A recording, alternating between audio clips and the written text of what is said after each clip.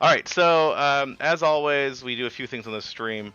We will be going to this post here, and we'll be responding and reaching out to folks who have responded in some notes. And then we also will update our kind of our goals tracker here, and I'll talk about that in a second. So just some info about myself for those of you now joining or who will be maybe watching this later. Hi, my name is Daniel. I'm a playwright and a producer for Play-Doh Productions. It is a very tiny little theater team. It's myself and my wife, Shalee, who's usually on as mod. She'll be hopping on later. And of course, any of our friends and incredible talent we bring along for the ride for different productions. So we did a few different shows in the Minnesota Fringe from like 2015 to about 2019. And then I've also both worked on other stuff. So Shalee's done theater with numerous different companies. We'll actually be going, is a theater director. And then I, on top of doing playwriting and this sort of work, I'm also just a writer. I write books for kids and young adults, including graphic novels. I've done a few other things. I might showcase some of those in a little bit. But what we're doing here is talking about KamehameHamlet. Now, I haven't done a full, like, good intro of these yet, so I'm going to take a moment to do this now. KamehameHamlet was a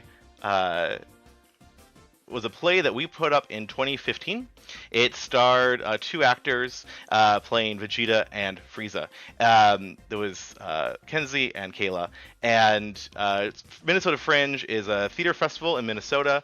You've maybe heard of Fringe festivals that happen all over the world.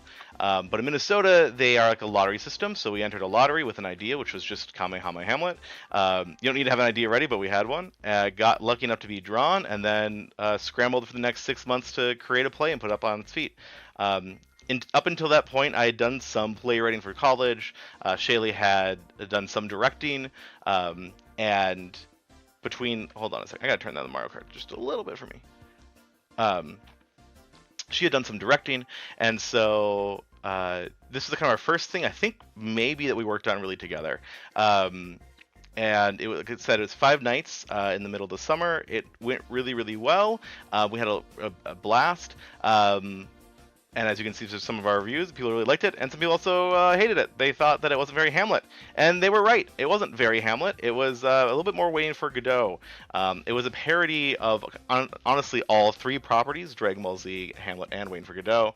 And it takes place in the manga and in the anime, the time period on Namek, right after I think Goku has arrived. He's been in a fight, he's healing up, and it's up to Vegeta, Gohan, and Krillin to like hold off Frieza for a little bit. Gohan and Krillin, of course, do not show up in our play, but we do have Vegeta and Frieza. And yeah, it's about it was like a 60-minute show that was about kind of taking what's honestly, a few pages in the manga, maybe an episode in the anime, and trying to stretch that out and kind of get into a little bit of the pathos of it, while also having a lot of fun playing with, again, all 3 of these big properties. So what we're doing this year is we are going to be putting on a staged reading. I think that's this post here. Yeah. So we found out I should start here. In 2023, we'll find out in like 2 seconds here.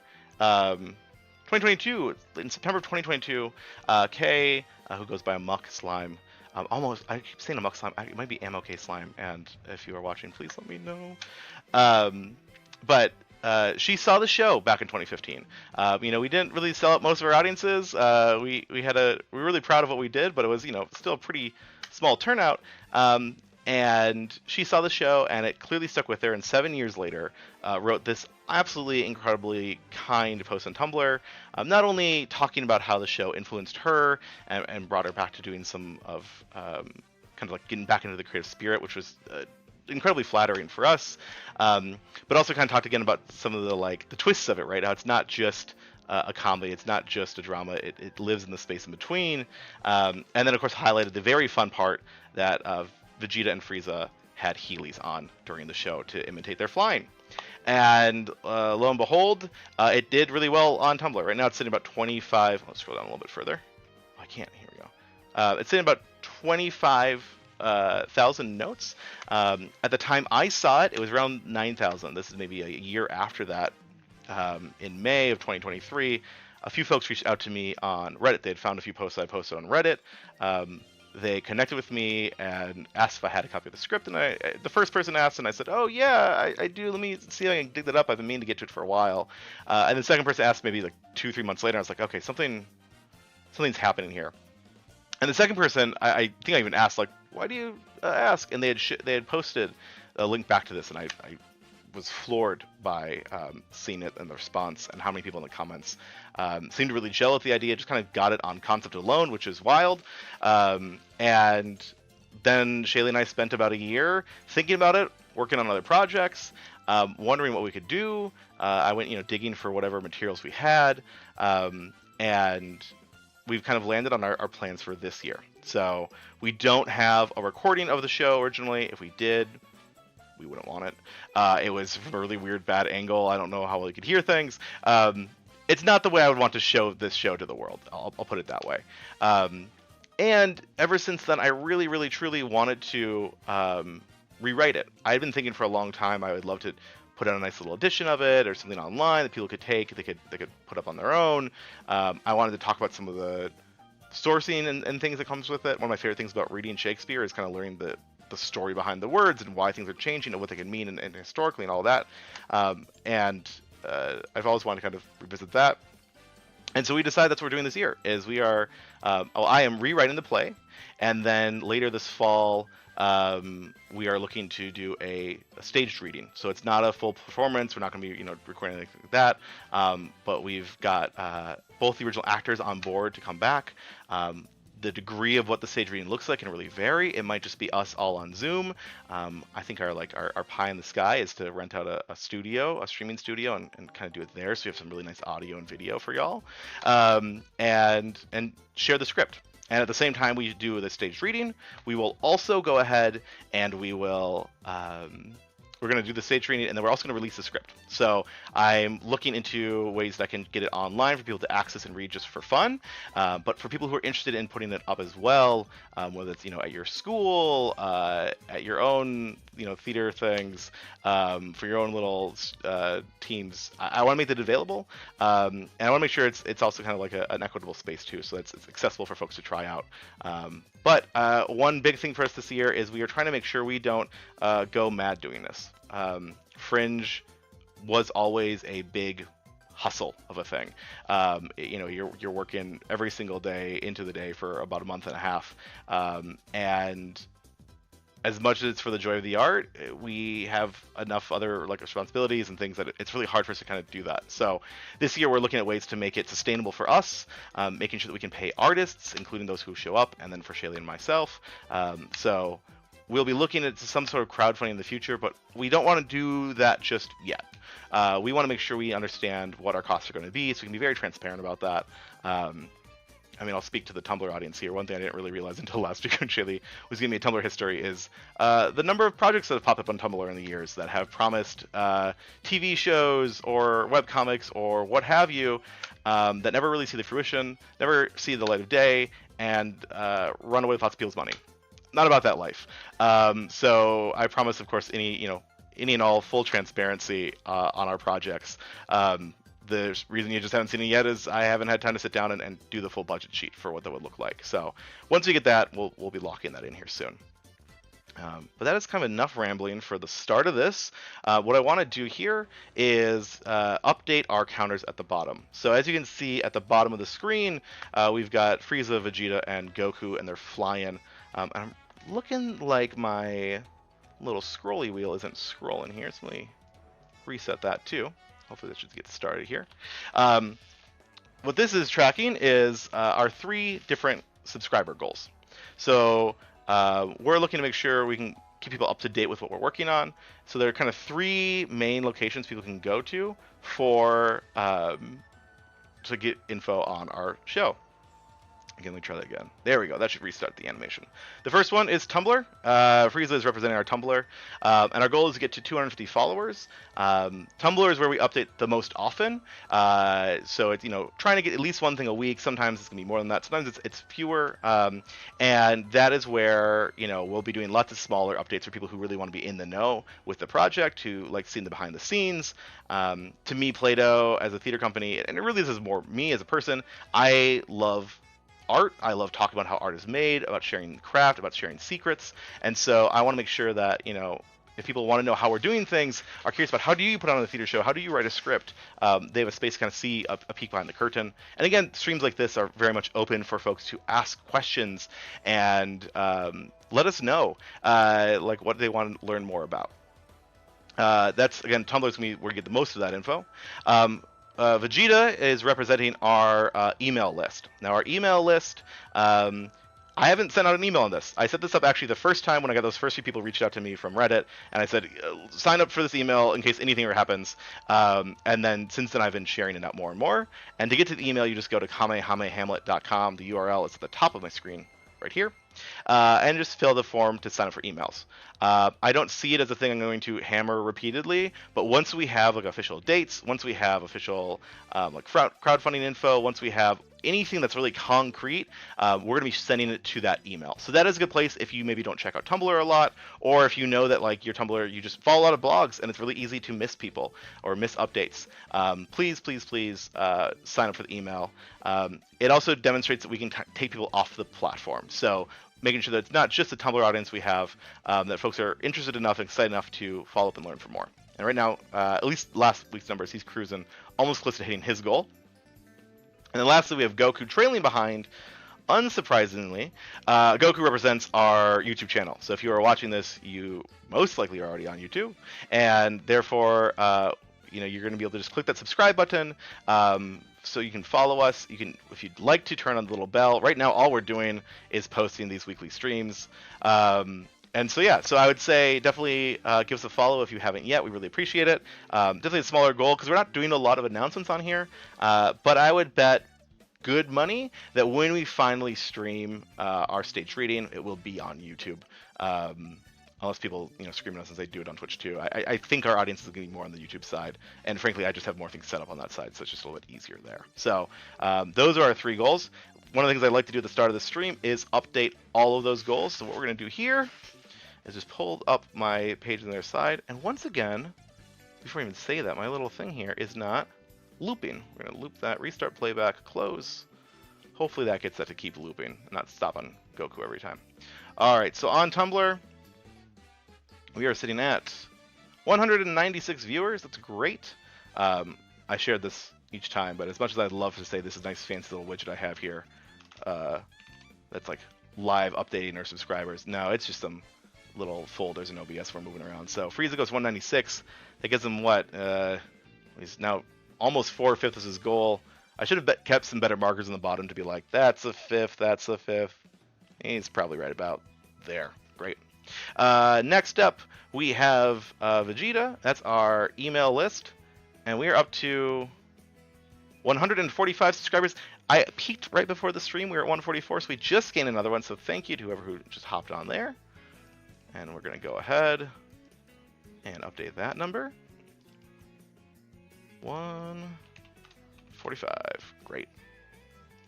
And that puts him just right at the edge of that goal. It's so close. So we're going to go, look at that. He's almost there. He's going to likely win the race, which is awesome. And then lastly, we have Goku here. And, oh, hey, Goku's gone up 3. That's a nice leap for him in the last week. Let me just get some more refresh, too. Perfect. Up to 23. So close to that halfway mark. Not there yet, but 2 more viewers will do it. So again, that is scrolling in the corner. One of the best things you can do for us right now, like I said, we'll have more opportunities for people to help out in the future, but simply the best way you can help us right now is just by sharing about it, by talking about it, by interacting with our posts, asking us questions, anything like that. Any engagement is helpful. It's weird to be in the space of trying to like hypermarket a thing, and the goal is we're going to be doing something by the end of this year. We're going to get that script out, and we'll do some form of stage reading, but I would love for it to be a really cool one. I'd love to be able to pay our team to really put something great together for everybody. So just hoping that we can get, again, start grabbing some of those people. That brings me back to what we're actually doing on these Spirit Bomb rally streams. We are going through this giant list of people who've shared this. So many people have posted this and say things like, what I would give to see that live. And what we're starting to do is go back and respond to these. Now, what you'll notice is this person here, Dr. Pepper friend, shared this in, let's see, 3 days ago. But what they shared doesn't actually include our announcement. Not many people on Tumblr, right, are going to go check out the comments on anything or check out the reblogs. And so a lot of people are seeing this still on its first share, and they're missing that it's going to actually exist. And so what we're doing today is going to people like Dr. Pepper, reaching out, seeing if they have an ask. They do have an ask, and saying, oh, I got to take a screenshot here. I'm going off script a little bit here. I'll get into our secrets in a moment, but go back one more slide. Go back to this, and we say, click that. Then I go back here. Now they've just shared this, so this is gonna be a more fun one. Recently, I've been reaching out to people who've been much further back, but ask me anything, and we just kind of respond to them. I do have a piece of copy. I'm gonna move over here.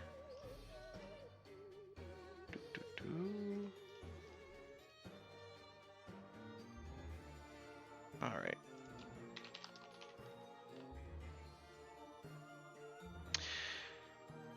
Now, welcome to the actual fun of the stream. As you watch me go through live fits of anxiety, through tiny decisions as I talk to strangers, how do I address this person? Because, we'll use the full name. A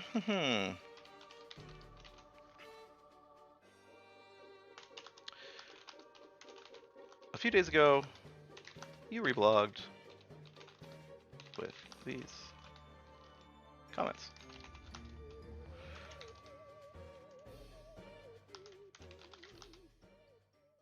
Reference to KamehameHamlet.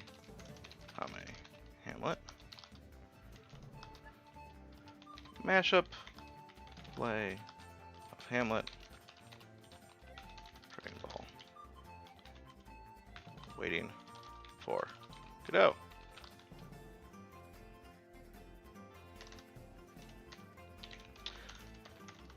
Well, you can't see the original production live. I have news for you. And then we go ahead and I share a link to our announcement.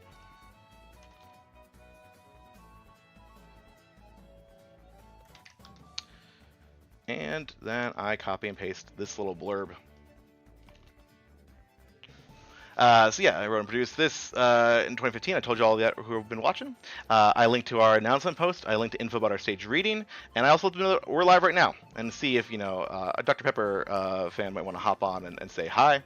And then yeah, that's what I'm up to. So this is very much just a hang out with me for a few hours while I work a bit on the show, doing some little bit of publicity, some work there. And let's go ahead and ask this now.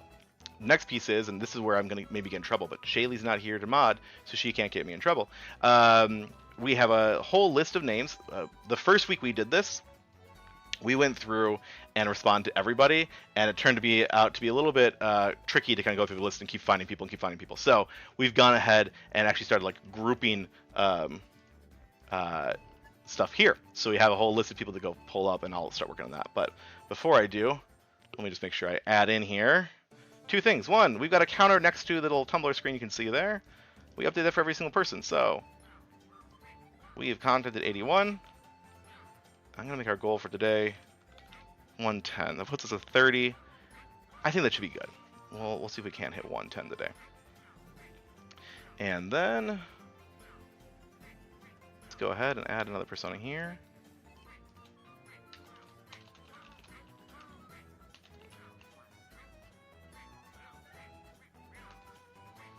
Update my slide. Add that on. Oh, it's June now. 6/1.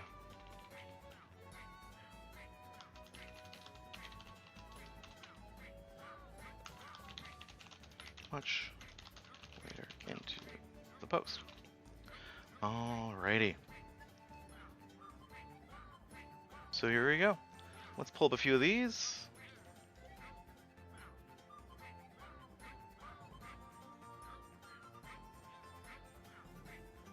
Alright. Nice. Did I have made this twice? I do. And 1, 2, 3, 4. I grabbed the 5th one. 1, 2, 3, 4. Matriarch? Well, we'll figure that out here in a second. Okay. So, let's start with Matriarch. I also need to, it's missing one thing here. I've got a folder of images, screenshots to make this a little bit faster for us. There it is. And Matriarch is...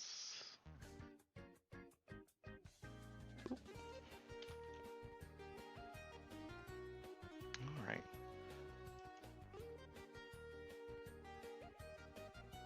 Great, no name here, so I'll just refer to you as Matriarch or Shoe Fry. I like Shoe Fry.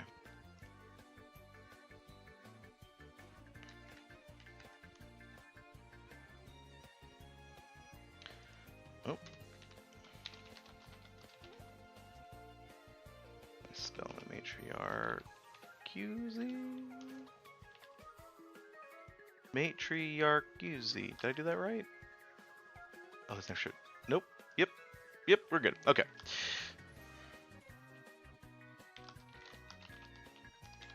Reblogging. Post. What's this comment?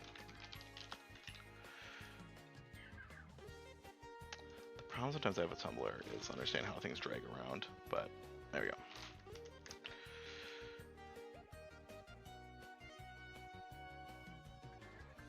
And then we gotta link back to the original post here.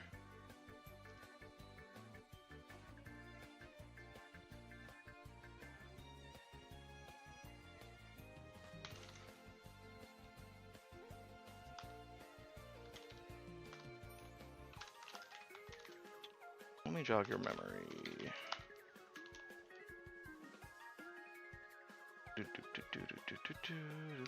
Oh, and this is where we get our copy. First few of these always take me just a little moment here.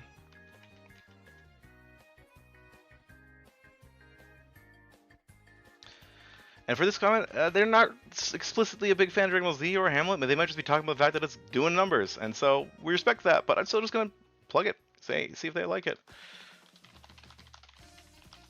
Fan of Dragon Ball, Godot, or maybe just theater on wheels.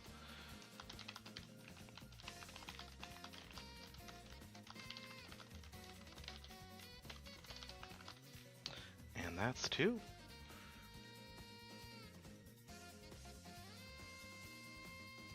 Alright, and then I go back to my counter, which I should keep up right about here.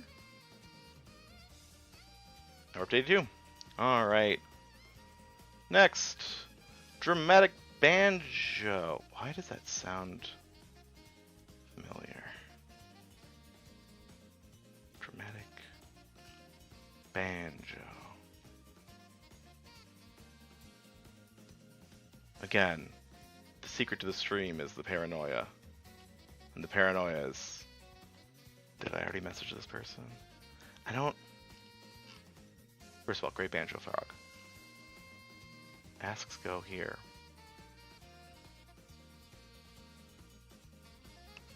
Actually, we have a folder that after every person I should be able to see. So if their photo's still in here, we have not responded to them. Great. Okay.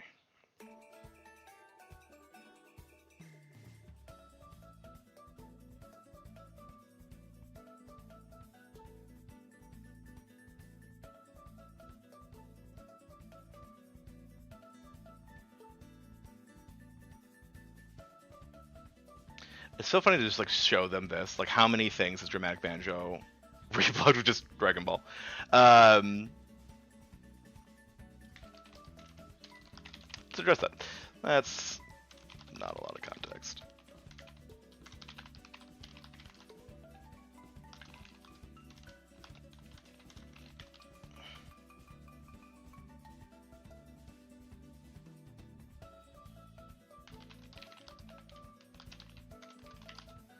Then we share the video, share my blurb. Great. Oh gosh, let me fill in the form. How terrible is that?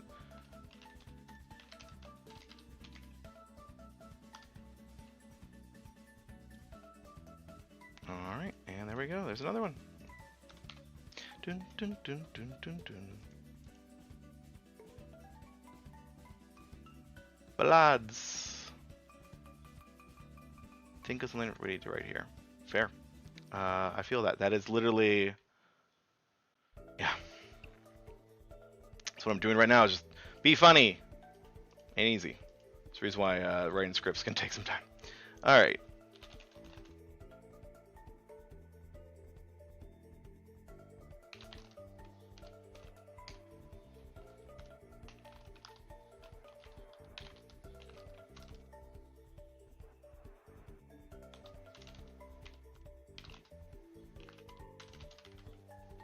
Oh no, I've got a copy here.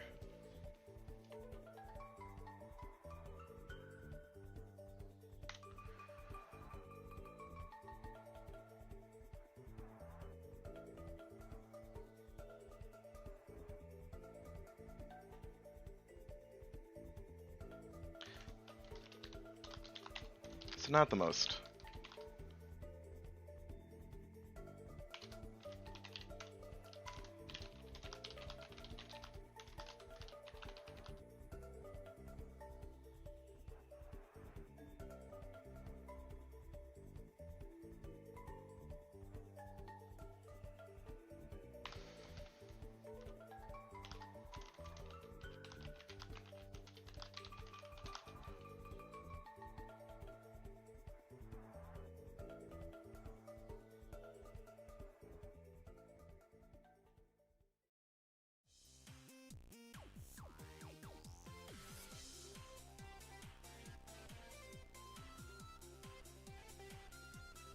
Specifically, okay,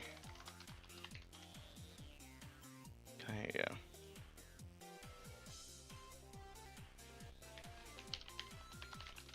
Identify with your profiles.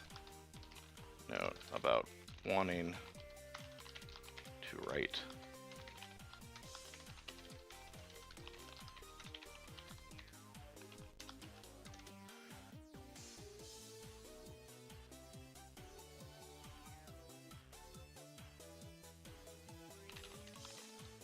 That's the theme. Stream TH. Asking away. 84! Alright.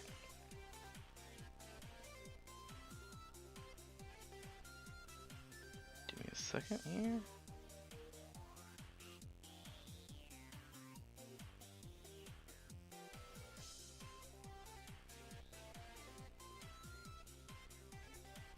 Okay.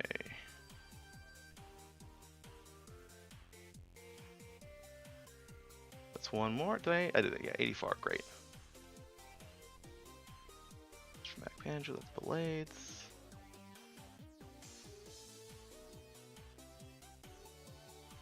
Katie Cat Studios. Did I open you up? Ah, that's the one I skipped. Okay, perfect.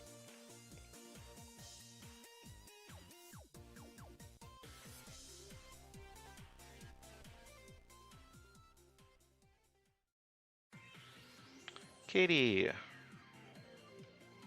Alright. Oh, is this your own art? Very cool. Also, so real. Having to, like, draw multiple people, like a full, like, composed thing. Who's got time for that? That's really cool. Alright, Katie.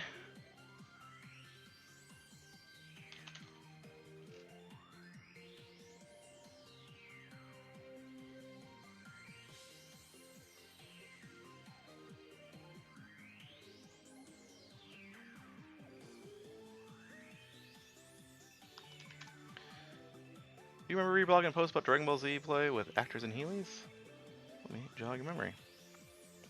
I feel like posting the photo here is very silly when it's just...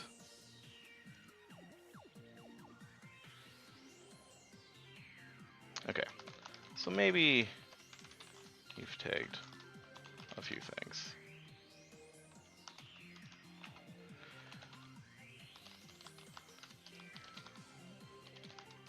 This should provide some extra context.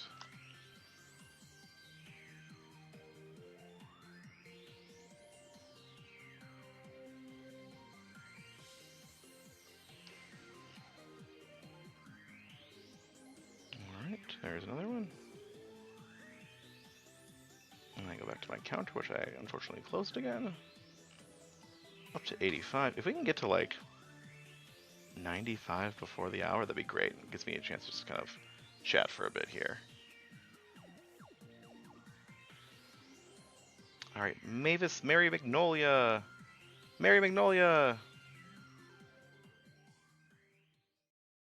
Ask and DMs are open anytime. Great, love to hear it. It's an anime fan. Cool, cool, cool. Mavis Magnolia, right? Mary Magnolia.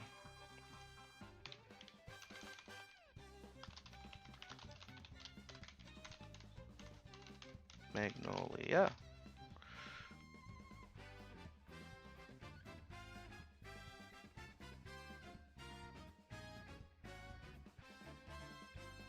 Oh, come on.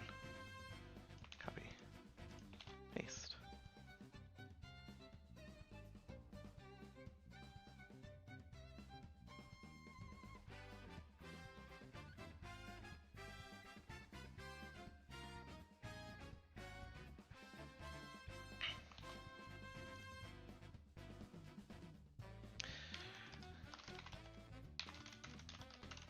Then that's less than helpful.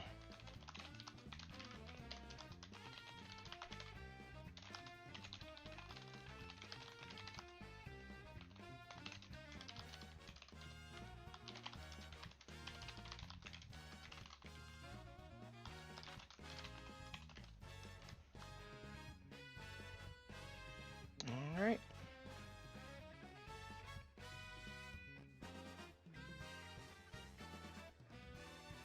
$86. It's our first batch done. Let's make sure I update my spreadsheet here. Okay, 1, 2, 3, 4, 5. Now, as you can tell, we've kind of grouped things in. So these are all folks who have reshared it with just like hashtag Dragon Ball, hashtag Dragon Ball Z, etc., etc. All right, we gotta take a pause here.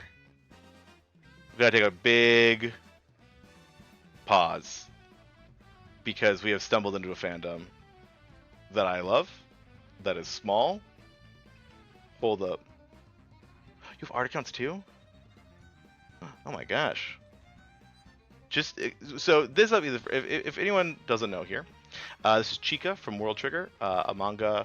Let's see, bam, from World Trigger, a manga that I absolutely adore. Is maybe one of my favorites, maybe certainly my favorite like action manga of all time. It's still ongoing. It's incredible. My like best way to describe it to people who've never seen it is like it's like if it takes like the fun of like esports and video games sort of things, but it puts into like a sci-fi kind of military setting, and it has the tactics of something like reading Ender's Game is, right, where you read like you're getting the character's head and about their strategies and all that. Hang tight for like 10 seconds. Let's go over here. Can you even see me on the camera anymore? Probably not. Okay. Oh, geez, things are falling. Okay. All right, coming back. Thank you so much. Is it Etrosgate? I'm so bad. Eliza. This box had other things in it, but then I moved which things were in this box. This is the wrong box. Be right back. Coming back. Okay. Over here. I said that I would be showing some stuff I've worked on otherwise. I'm a huge World Trigger fan. It's one of my, again, favorite properties. And maybe 2 years ago, honestly, around the time like this post first went up, one thing I was working on was a comic for this Trigger Off zine. It's the first and like only zine I've ever actually been a part of. The process was completely new to me. You can tell I'm like really excited because I've been like holding things and I'm boomerang into the camera right now. But I wrote a little story here with an artist named Faye, whose art is incredible, and it's about a cat that's in this comic. So the whole thing is it takes characters of the story, but you got to focus on what they're doing on their days off. So yeah, I'm just a huge World Trigger fan, and it's just super cool. I feel like there's not a lot of us. So even though I'm here to ask Eliza about KamehameHamlet, we're gonna pivot a little bit here. To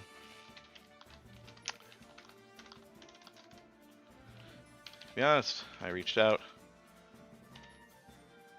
I found your account while reaching out to people who shared this post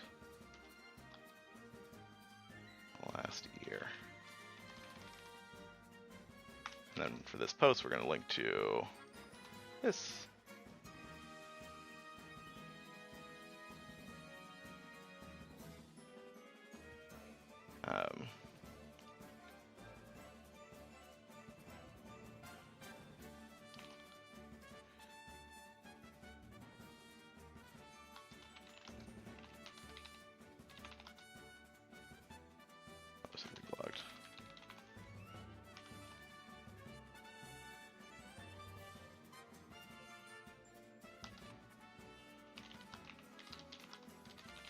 Imagine.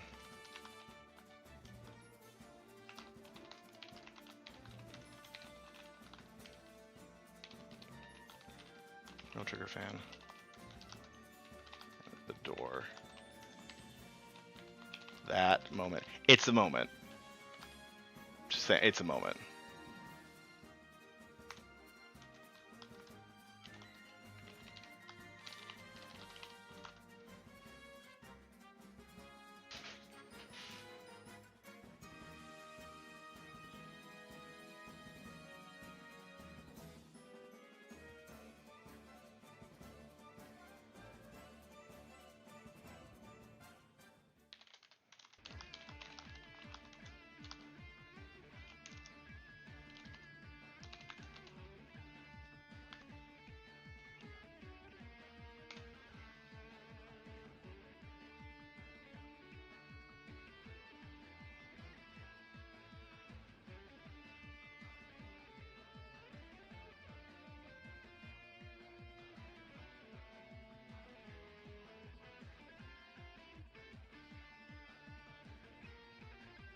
All right.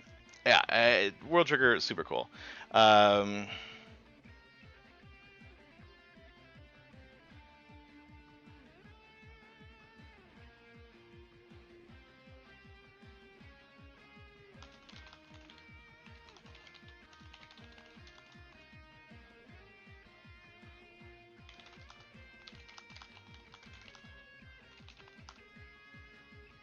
All right. Counter.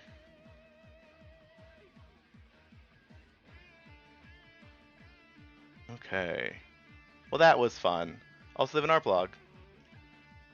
Ooh. Super cool.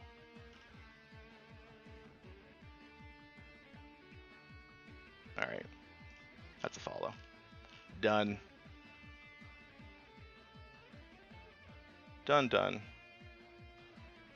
Look, you post in World Trigger, I'm following. It's gonna happen. Alright. Crystal Elemental. Another hashtag Dragon Ball. You can see it kind of at the bottom there. Keep background. Personal blog, mostly video games. Any info here? Okay, so we'll just call you Crystal Mind. Or Crystal.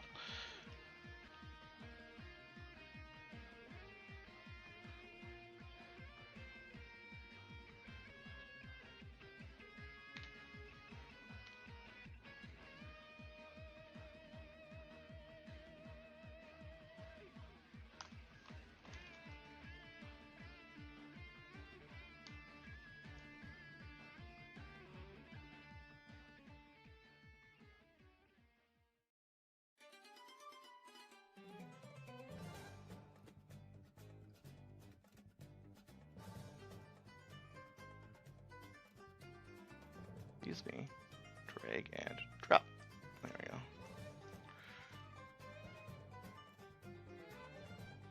Hard to grab your which one is my draft? There we go.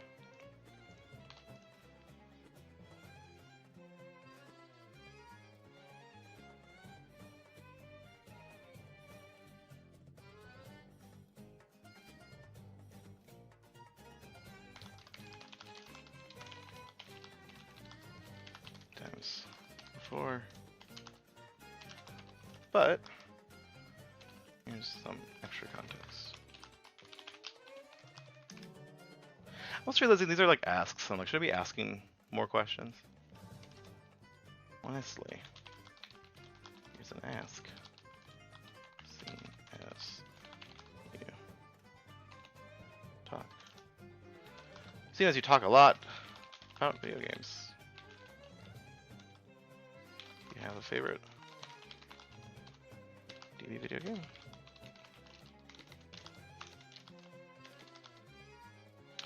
Oh, can I spell it? Partial to Yamazi Tenkaichi Budokai. Budokai Tenkaichi? Oh no. The fake fans. It's me, they're coming for me. Alright.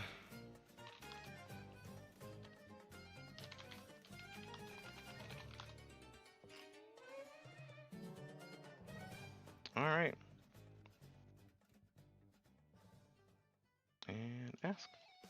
Up to 88. Oh, we can definitely hit 95.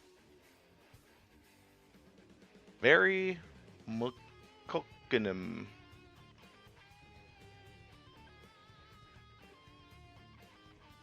Alright.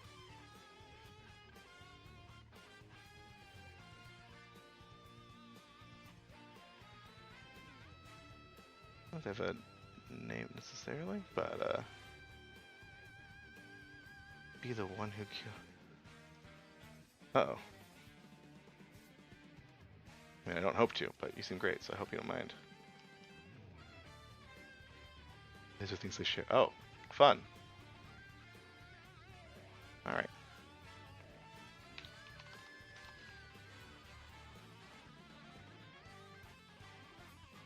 Truly hope this ask does no harm.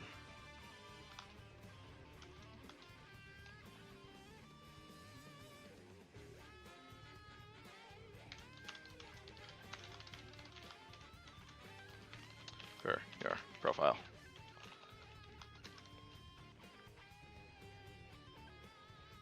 I'm also silly. I'm like, I need to add more asks. The opening question is an ask. That's I did this a week ago. Okay. Do you remember reblogging a post about a Dragon Ball Z play with the actors and Heelys? Let me jog your memory. Oh, wrong person. Very.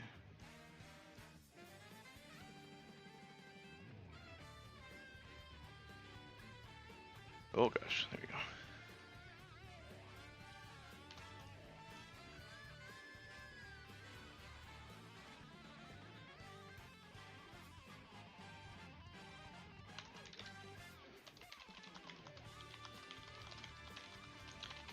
Reblog. TV shows. But this might add some further context. All the typos, jeez.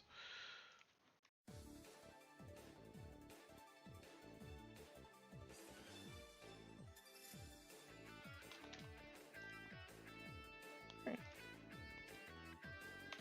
I'll go in the right direction. 89. We are cruising. Boule friend. Clem. I do wonder if I'm like, hey, Clementine? That's my cat's name. Is that a great way to interact with someone? I don't know. Oh, nice. They've got a directory of gossip family funds. Love to see it. Hell yeah. Hell yeah. This person seems great. Okay. I'm not gonna let them know about my cat. If they join the stream, they can learn about the cat. I think. The temptation to write, oh, that's my cat's name, very high. But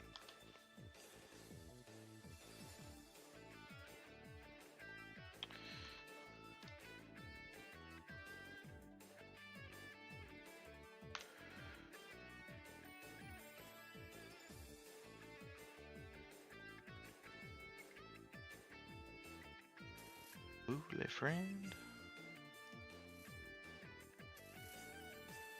Please, drag underneath. Drag underneath the thing. Why? There it goes. Given the profile pic.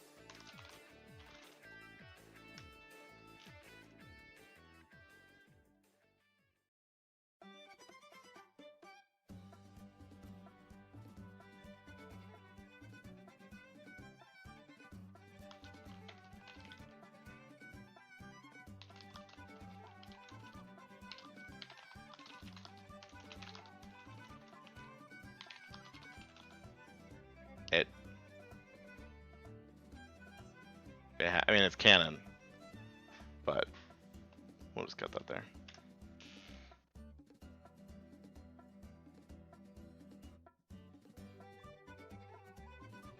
Riley the taxidermist. Alright. Oh, I didn't update my counter. That's 90.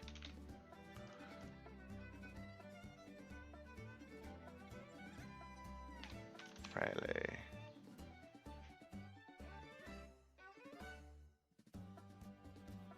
That RLY is throw my brain.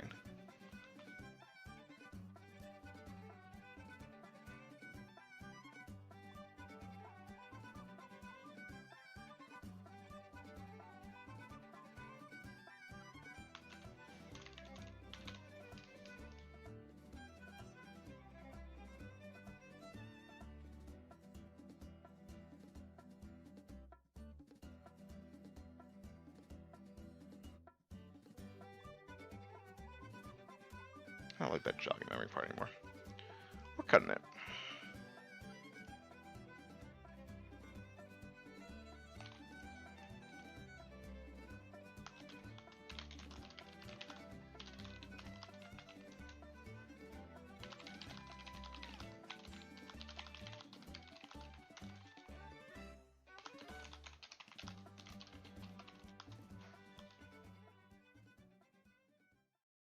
Oh gosh.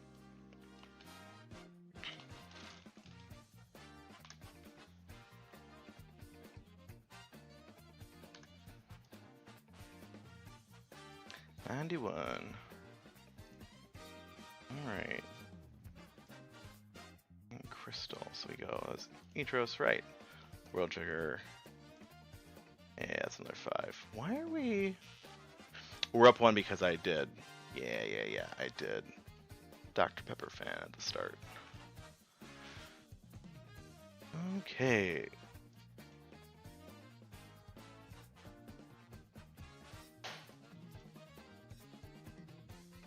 So we get 4 more, gets an even number at the top of the hour. The Legend of Shell? Oh, this is... Once again, I'm in the space of, have I messaged you yet? I don't think so. Hold down. It's gonna happen. I'm gonna feel bad when it happens. Alright. The Multi-Fandom blog.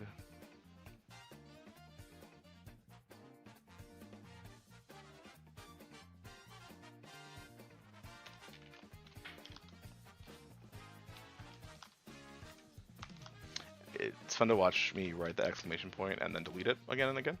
You know, cool things.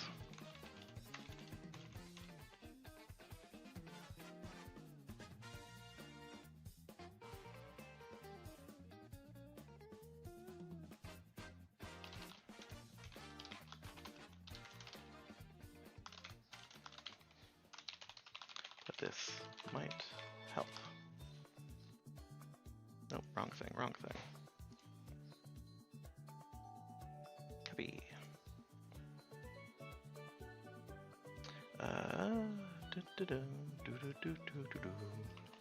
If I sing along when I hear it, am I singing along when y'all hear it? Who knows?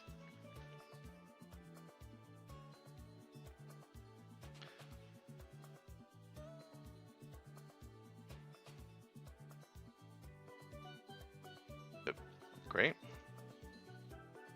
Eka and or Kiwi, she, they. Love it. Oh, where?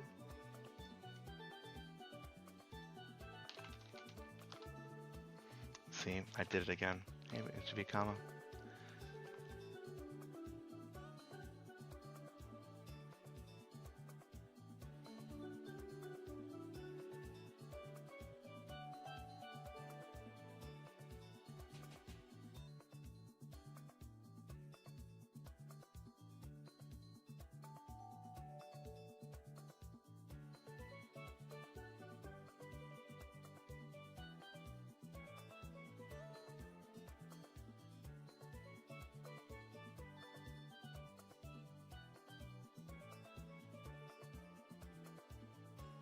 That might not be enough to your memory. Here's some extra context.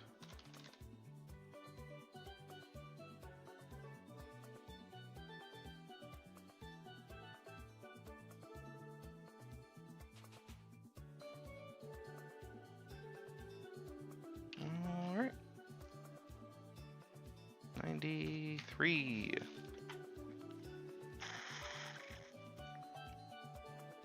Egg 2K16. Bada bing, bada bang, bada boom.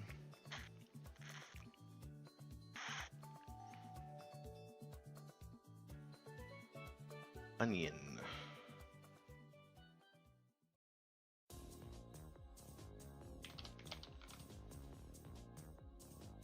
I'm just moving this to a capital D so that these are now 2 sentences and I can have the exclamation point and it's fine.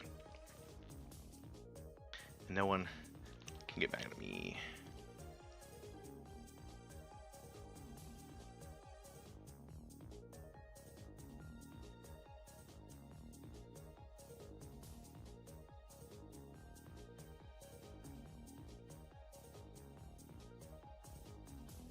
So maybe the OMG. Is that enough to jog? Oh no. I hope I didn't do it again. Hello! Welcome, welcome! How's the audio? You're the if you want to give me an update on it, I think I tweaked some stuff, but I don't know. Let me send this one and I'll give it a little update. Actually, let me see if I can get to 2 more on the hour and then I'll give you the full update here. But this be some helpful context.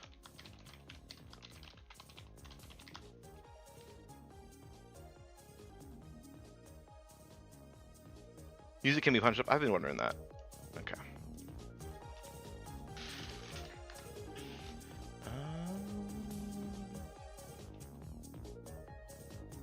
That's 94.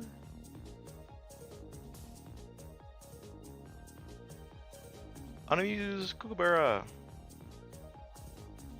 And from Australia. Cool. Oh, fun. Got a little redhead.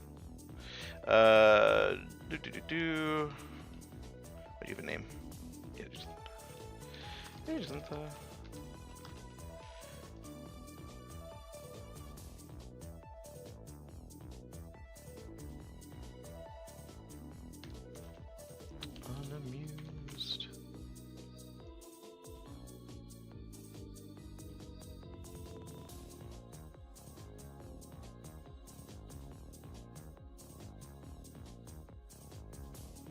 Grab this, and we grab the place here. Tag alone. Doesn't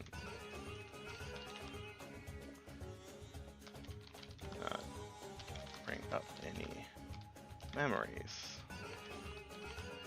Hopefully this helps. Alright. That brings us to 95. Great. We started at 80, so that was 15 in the hour. Now, what's been good about these ones is these have been more generic tags, so I'm not responding necessarily with as in-depth of responses as I have for some of the other ones, but regardless, doing pretty well there. Can I click? I'm trying to click shift. My Google Doc really does not want me to control. What? What?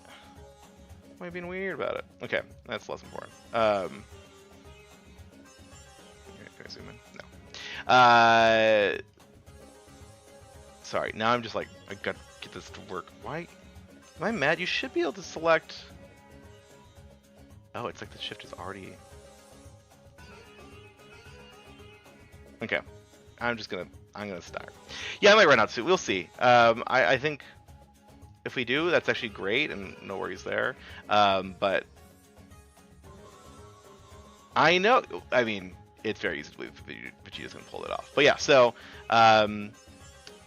just going through right now and updating the spreadsheet, and then I'll give you the full lowdown. Welcome, Shalee, to the stream. I'm gonna just throw this in the background too, if you don't mind, going through the photo folder and moving the photos from anyone who's highlighted green. Those are people from today. Moving those to the responded to. I greatly appreciate it. But yeah, welcome. So we've just hit our hour mark.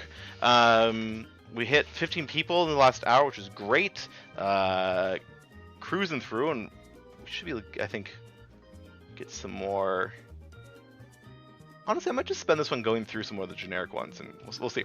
But yeah, it's been going really well. I found some really fun profiles, actually. Someone was a World Trigger fan, so I got to talk about World Trigger briefly.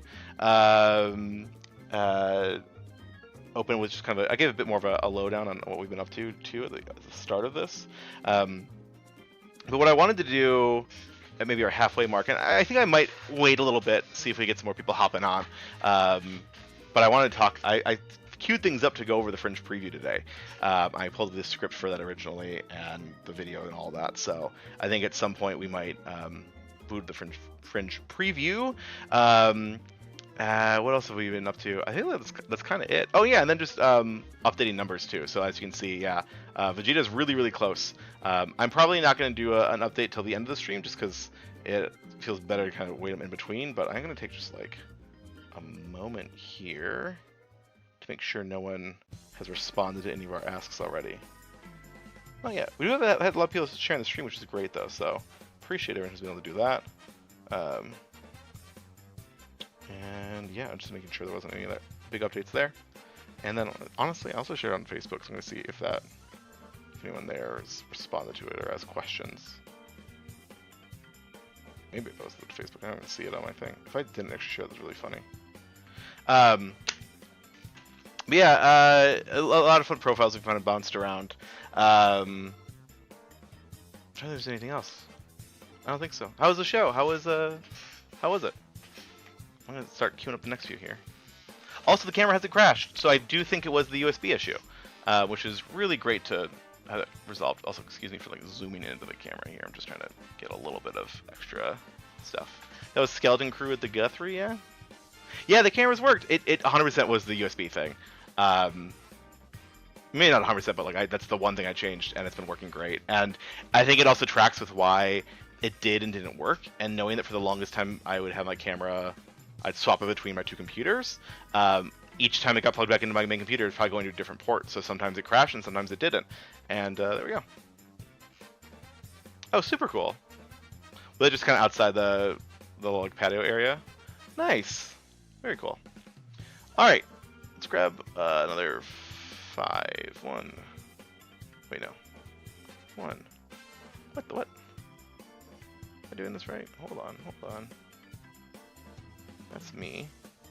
That's QNet. I don't know how to say that. Click this. I'm gonna make this a little bit longer so I can click it. Yeah, there we go. Got 5. 1, 2, 3, 4, 5. Idea for birthday present. Well, that's exciting. Alright. Tell me, Grimlock, about the Petro Rabbits again. Grimlock is a transformer, I believe. Alright. Let's get back into the swing of things. I do love presents. Even though love languages is most likely Garbo. Gifts. Give me the gifts. Petro Rabbit, I'm not seeing. Did they change? Oh. Do you see Petro Rabbit in the list? What number is this? They are number 136. Oh, you put him as Patro. How embarrassing. You're not allowed to make typos, only me.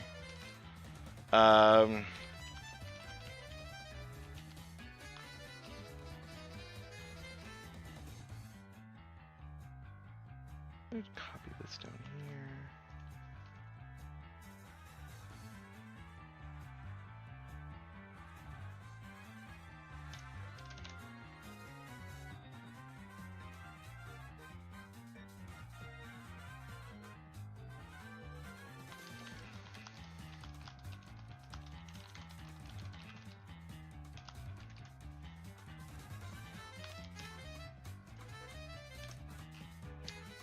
Alright. I spelled that right. Petro Rabbit. Great.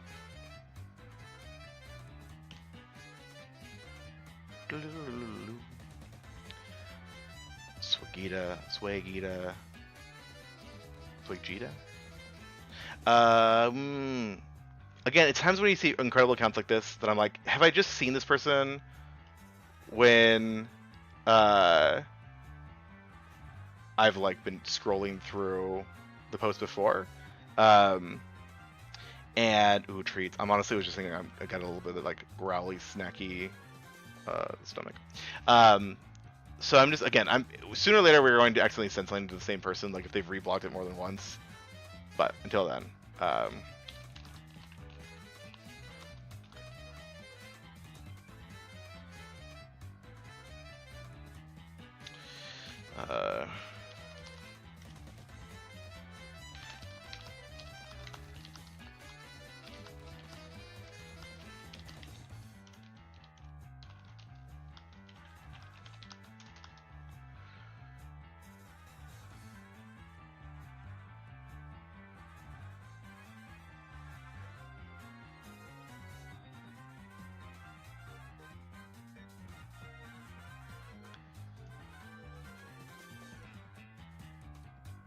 copy.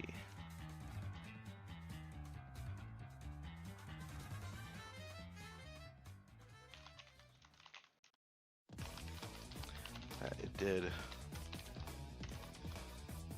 Right. Again, things I don't think you could say out loud on the stream. At least all the big streamers, I feel like always mute it, but it shows it on the screen, and it's fine.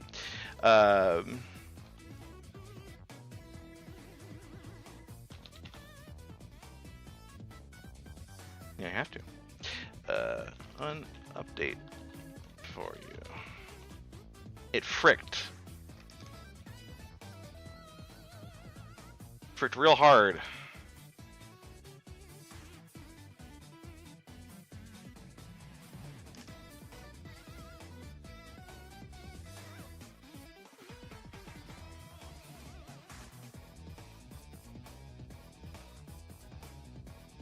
I closed my counter again.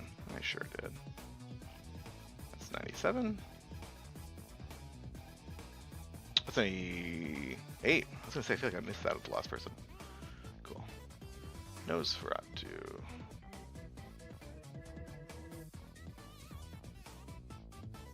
I copy this, click this, there we go. Kel!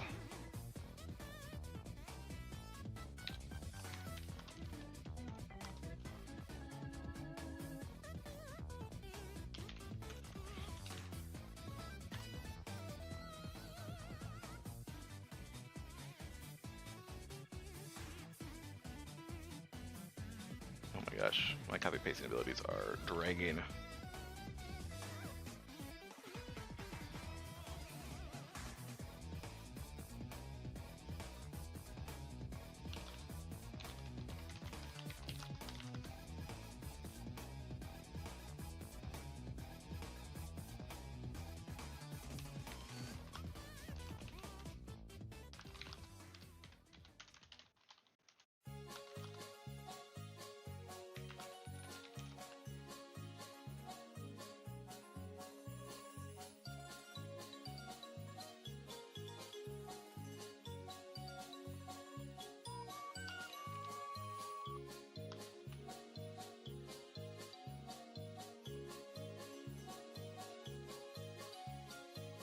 Do do do do do do do do do do do. Boom boom boom boom boom boom boom. It's 99. We're about to hit our 100th person we reached out to. You finished your dive curry. Smart. I still have that lasagna in the fridge. I was like, I really don't think I can eat lasagna on stream.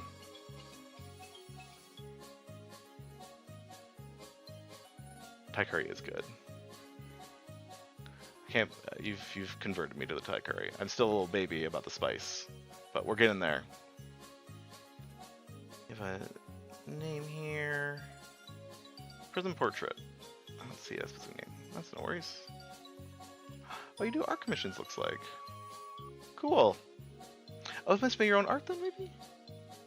Very cool. Love it. I'm a huge Pokemon fan, so love some good Pokemon fan art.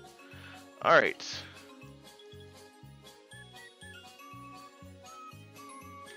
Portrait.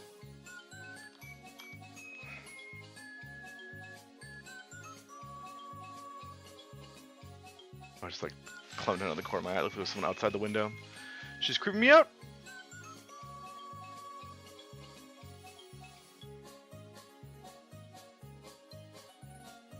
Can I just click and drag this here? No, that'd be too easy. Oh my gosh, something is just. There we go.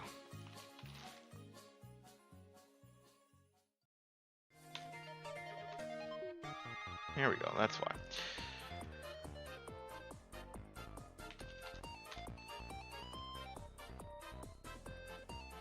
Oh, this is like less of a generic one, hold on.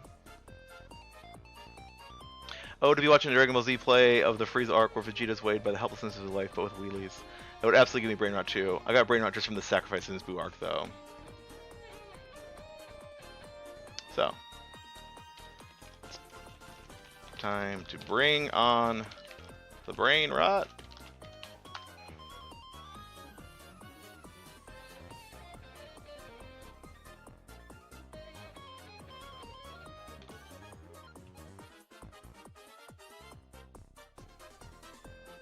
Oh, I moved out generic.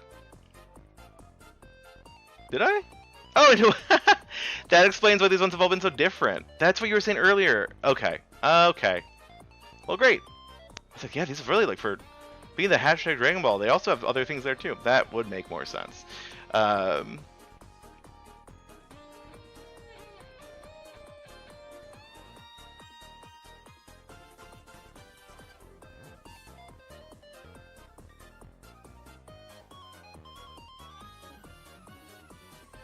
Also, they reblogged Swagita. Okay. Swagita. Swagita. Yeah, you still gonna be able to get, you get both G sounds in there, but it works out. All right. And ask. Oh, they're my 100th person. I was gonna say that they're the 100th person. No, I think I did. Oh no, Connect was the first in the list. You want to take over the stream for me? Why are you trying to take over my stream? What? Why are you taking over my stream? What does that mean? Am I messing things up? All my typos? Okay. I wish I could like respond to my own thing. You want to take over the spreadsheet. I don't know what that means. Oh, okay, you're trying to fill things in. I see. Great. Yeah, I've been clicking Cool. I've been clicking like 5 people at a time, and then once I've done all 5 of those people, going through and updating the colors in case I like double click one, or sometimes open 2 at the same window. So, Nosferatu, Prism Portrait we respond to, and then Kinet is the last one. Yeah. But I'm happy to have you take over that. I'll just still loop back on doing every 5 or so. I don't know what's going on in that profile photo, but it is creeping me out.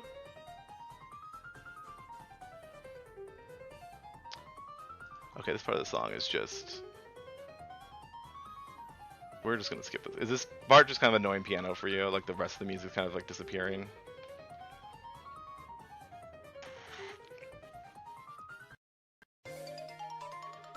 Oh god, no. Oh, are we just in...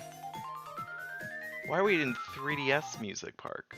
Oh, it's all this... Okay, so I'm listening to the Mario Kart score. It is all of the individual notes from... So the Music Park, right? You play through the course and you drive and you hit the pianos, you hit the other things. The OST has all of the different elements separated out. So let's go jump to the actual next song. That's so funny. It's like, it's really jarring right now. God, it sounds so awful. Well, there's a reason why. Okay. Cueing it. You posted... What? You posted this. Oh, you're the last one in the generic category. Funny. Okay. That works. That works.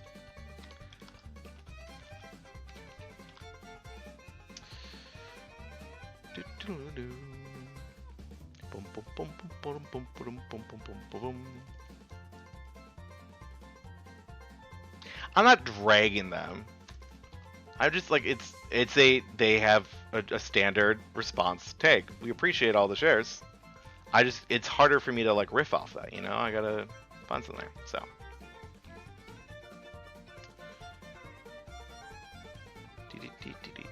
Nope, well, that still works. Which tab? This tab. Alright.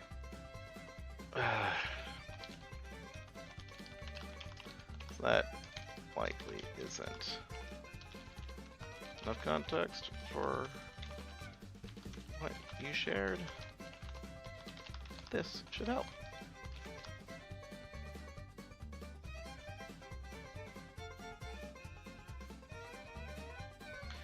Alright, and that brings us up to 101.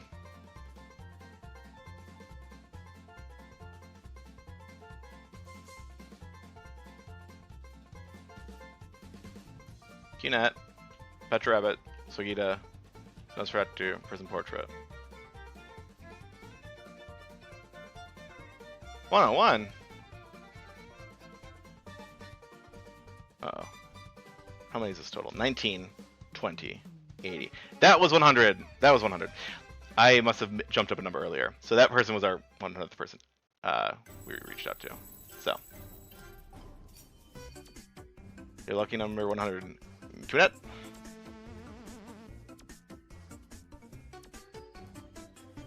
Alright. Honestly, let's just cruise through. I'm still feeling in the groove for the next 10 minutes. Let's see if we can get another 5 in. Although we're starting to see, though, like, want to see ones, so these might slow down a little bit here.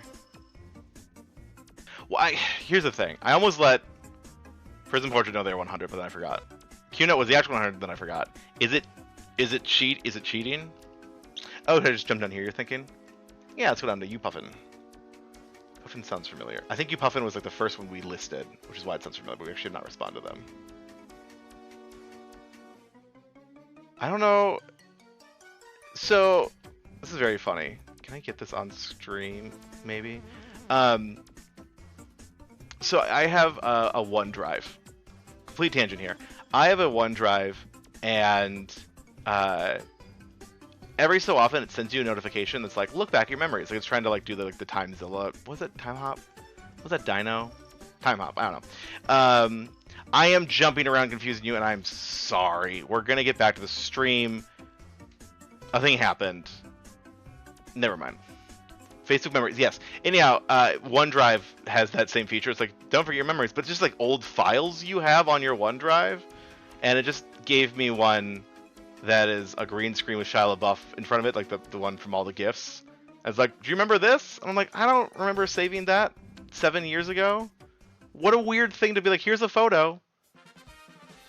Okay, don't forget your resignation letter. Jeez. I'm trying to remember, like, what, like... Hey, back in 2013, you, saved some text messages when your ex-girlfriend broke up with you. Here you go. And it's like, cool. Great. I don't think I have that. That sounds very specific, but... Anyhow, back to the stream. You puffin'? Love dance, cosplay, amboys, bad puns, anything that swims. They love cosplay, which means I've got a post for them. You puffin'? I spelled that wrong? It like showed up and then went away. Oh, because once again, Shalee had a typo.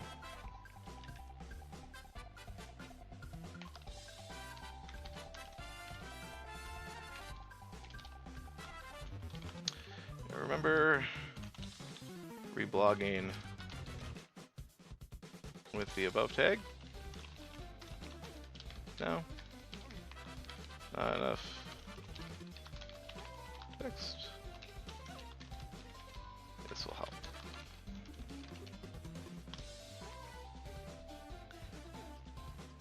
I'm going to quickly open another folder here because we're going to go find something else for them because they like cosplay. I got a thing for you. Open a new window. This is why the numbers were... Yeah, we figured it out. We didn't lose it. Just, you know, got a little confused.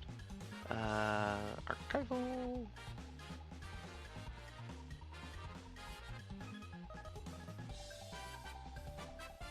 Yeah, extra large.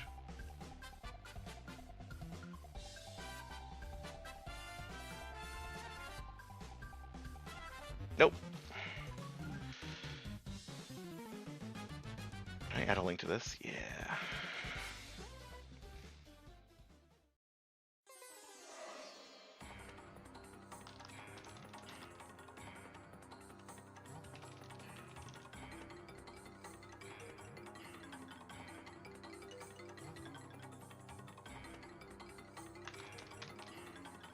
All right.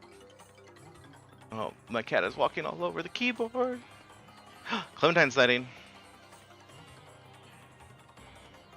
You miss it. Here's the thing, Shalee. Someone's name was Clem, and I was like, do I say like it's the same name as my cat? Like, I don't know. You know, is that weird? Do people like that? Who knows? The little cat emoji. It's perfect. This will help.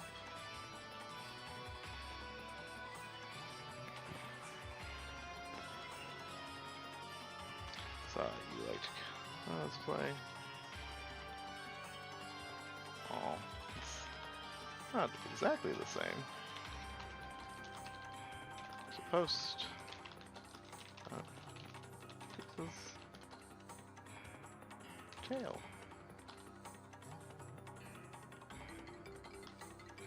And then I just gotta find that post. Do I have that post ready? Go. Oh no. Okay, go to KamehameHamlet.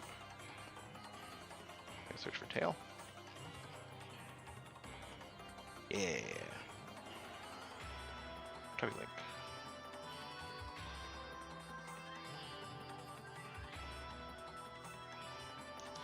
All right. 101.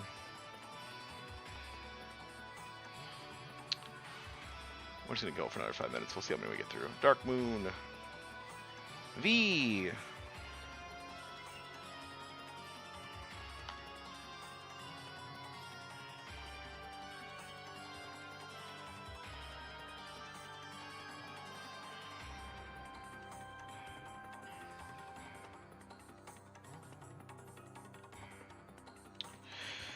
You reblogged post last year. Following tags.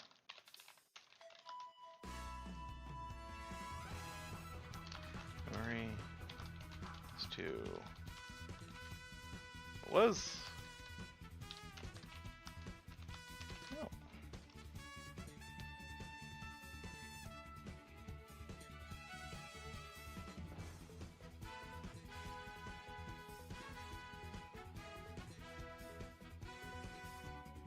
Bum, bum, bum, bum.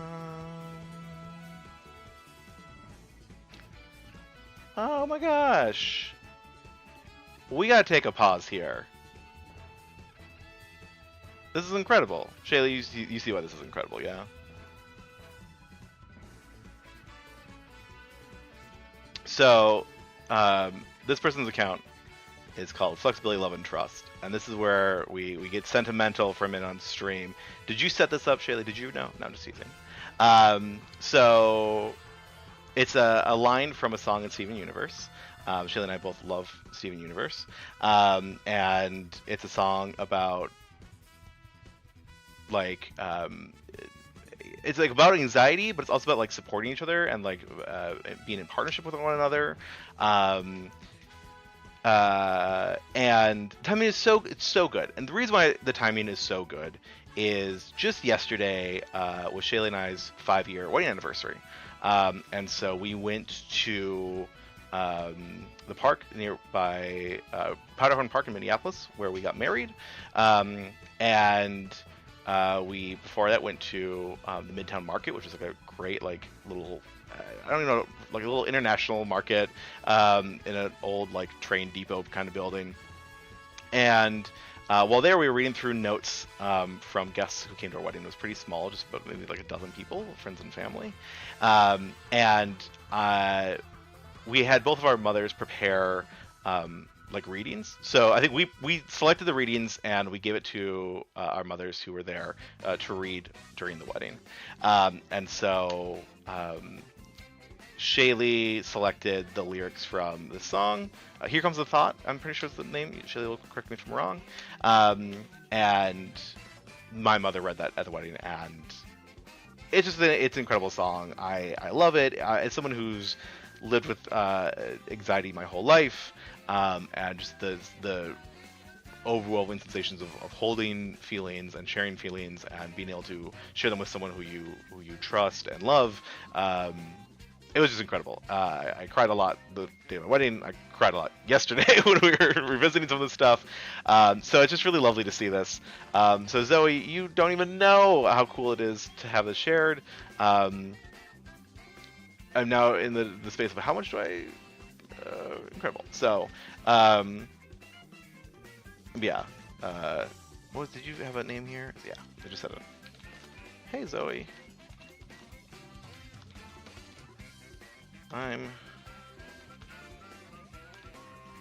Yeah, happy Pride, everybody. Let's go. I'm spending the day, the afternoon, reaching out to folks who shared a Dragon Ball Z post last year. Call them that. But wanted to pause and say, love your username, that song.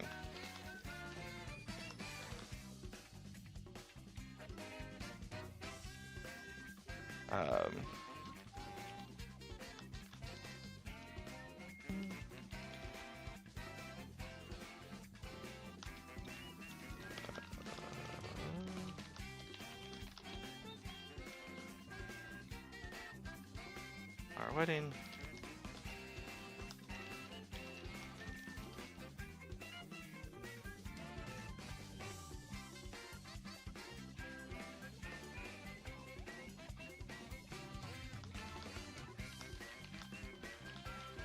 Just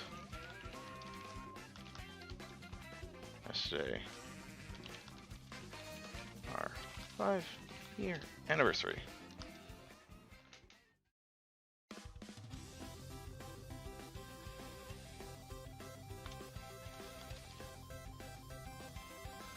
The sudden mentality. Ask.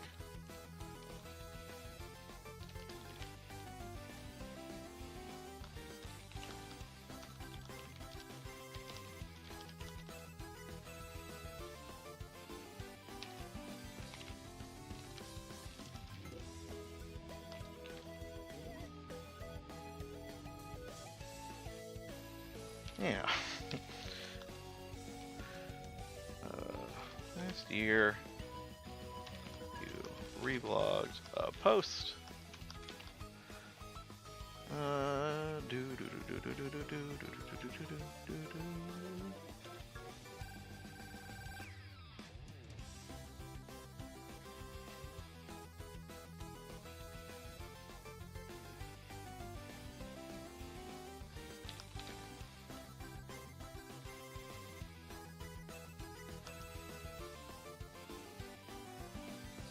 Not be enough to jog memory, but hopefully this context helps.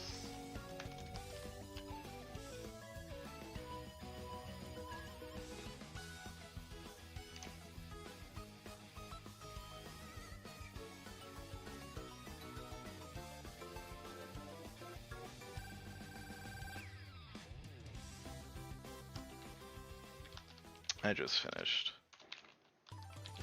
sharing that song on stream. Thank you for the lovely and timely reminder. Alright. Asked. Thank you again, Zoe. Alright. Well, that brings us to 2:30. Let me pause there. When we pick back up here, we'll probably, I think, go with the rest of the generic ones. But I'm gonna just step away. Actually, you know what? I might stay on here, and I think let's hop into the fringe thing I wanted to do. So hold on a moment, as I got up to the counter 102. Okay, close that out. And yeah, I'm gonna lower. I actually don't want to lower the audio here, but we're gonna mute this.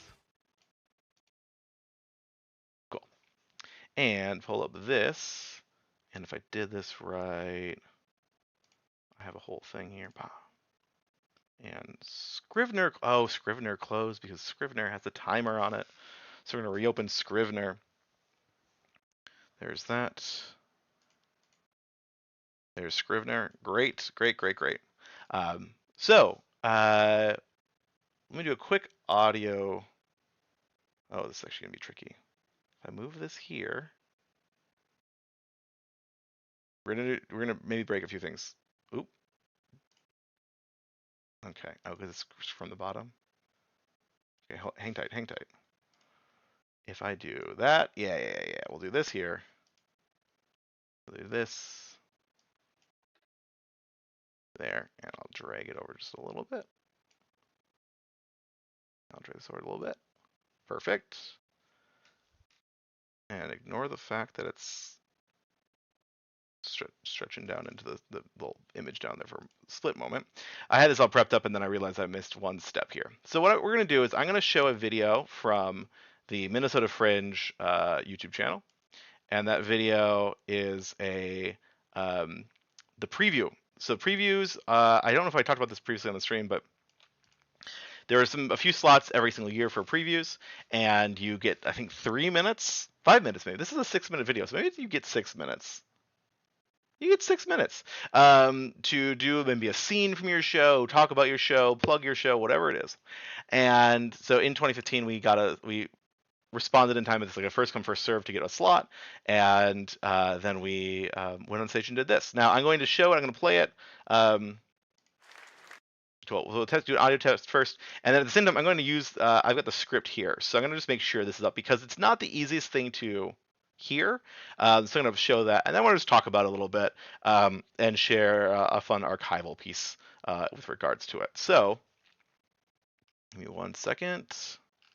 All right, how does this audio-wise? Hello, everyone. My name is Daniel Malione. I am the writer and producer of KamehameHamlet. Good night, Sandy Prince. Sadly, Prince Vegeta could not be with us today. Instead, I'm going to take the remaining time to summarize 80 episodes of Dragon Ball Z.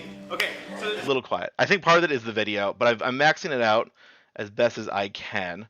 So we'll just have to bear with that. So I talk a lot about why we aren't like putting the show up on stream. It's because when you just put a camera into a theater, it's really hard to make things sound good, look good, whatever. As you can see by this, the video is kind of it's a low quality. I mean, this is 2015 too. It's 360p. It's not the highest quality piece. But it's hard to record theater well. But it's really great that Fringe puts this up because it's a great way to kind of like show this to people who are curious about shows. But I wanted, like I said, I have the script here for this that I'll be putting on as well. So I'm gonna play this here.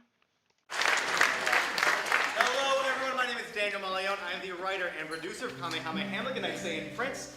Sadly, Prince Vegeta could not be with us today. Instead, I'm going to take the remaining time to summarize 80 episodes of Dragon Ball Z. First of all, notice just how quickly I'm speaking. I already talk fast. It is a problem. But since we had 6 minutes, we had to cram this thing in. And it goes pretty much close to the 6 minutes. I don't think you can see it exactly. But you can hear the music. Listen closely for the music, as quiet as it is. It's like maybe a gentle guitar. I think the show that was previewed after us was like a coming of age romance thing. You can hear it, great. And very much not the mood we were going for, but they played that cue when we went out, and so both myself and Kayla, who you'll see in a second, were kind of like thrown by it. But we have 6 minutes, like we can't say pause, whatever. That's not our audio. Like we just go. Frankly, I'm like, I think it's in my head. So it just makes for a very interesting tonal mood during this. Okay, so this guy named Goku, he comes to this planet. You, Vegeta. Incredible. Let's just play back that Healy. Heelys were just such a good call.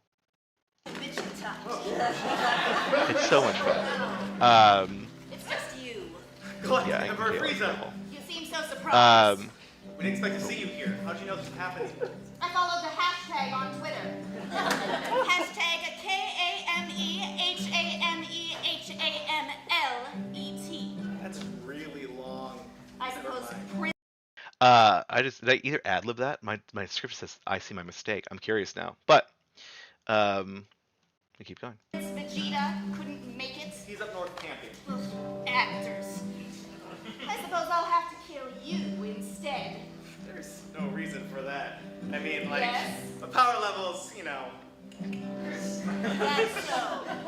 Very well, gives me a chance to try this out. Is that? Yep. New Google issue scouter. All right. Let's take a pause here for our Google issue scouter, which we have next to us here. Back in 2015, Google Glass, the music is destroying your soul. It's terrible. The Google Glass had been out for 2 years, 3 years.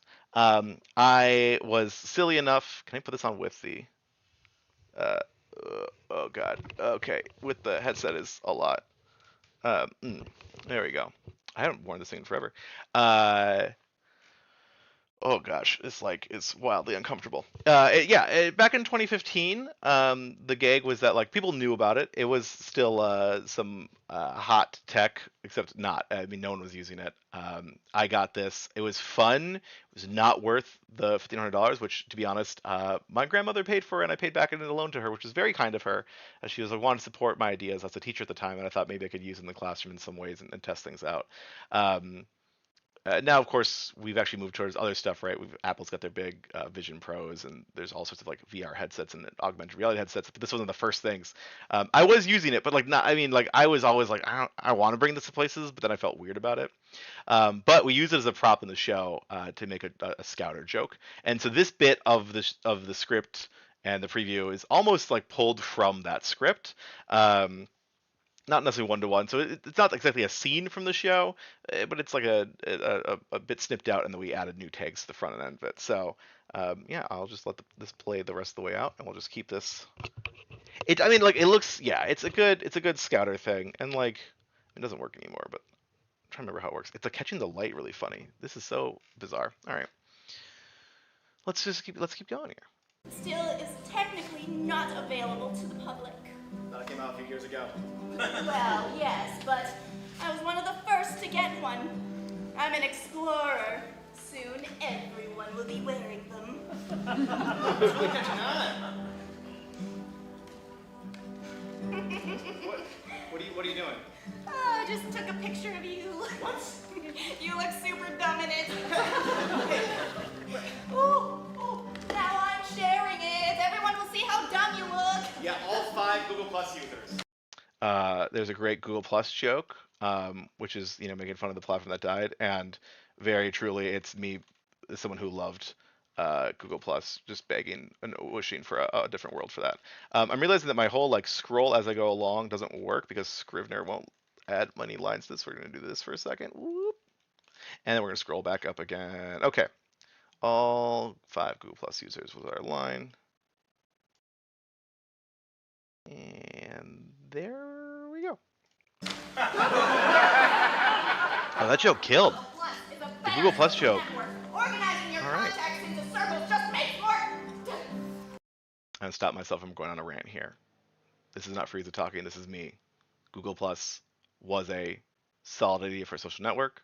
Imagine being able to share your weird fandoms, your cringe fandoms, to just the people who matter, right? You want to post about Dragon Ball Z, you have your Dragon Ball Z circle, and you post it, and you tag all those people, and they see it. Or you have the danger player. It's our political agendas we're sneaking into place. You want to talk about Hamlet, so you tag your theater people in that, and you talk about KamehameHamlet. You click both circles and share to both people. It was great. No need for like Finstas or anything else. You just get to say who your things go to. You prearrange people. It was ideal, but it's a Google project that had poor adoption, and it is what it is. Never mind. So that's it? Takes photos? No. It's also hands-free. Okay, Glass. What is Daniel's power level? Freeze the pose there. No. Okay, Glass. What is Daniel's power level? No.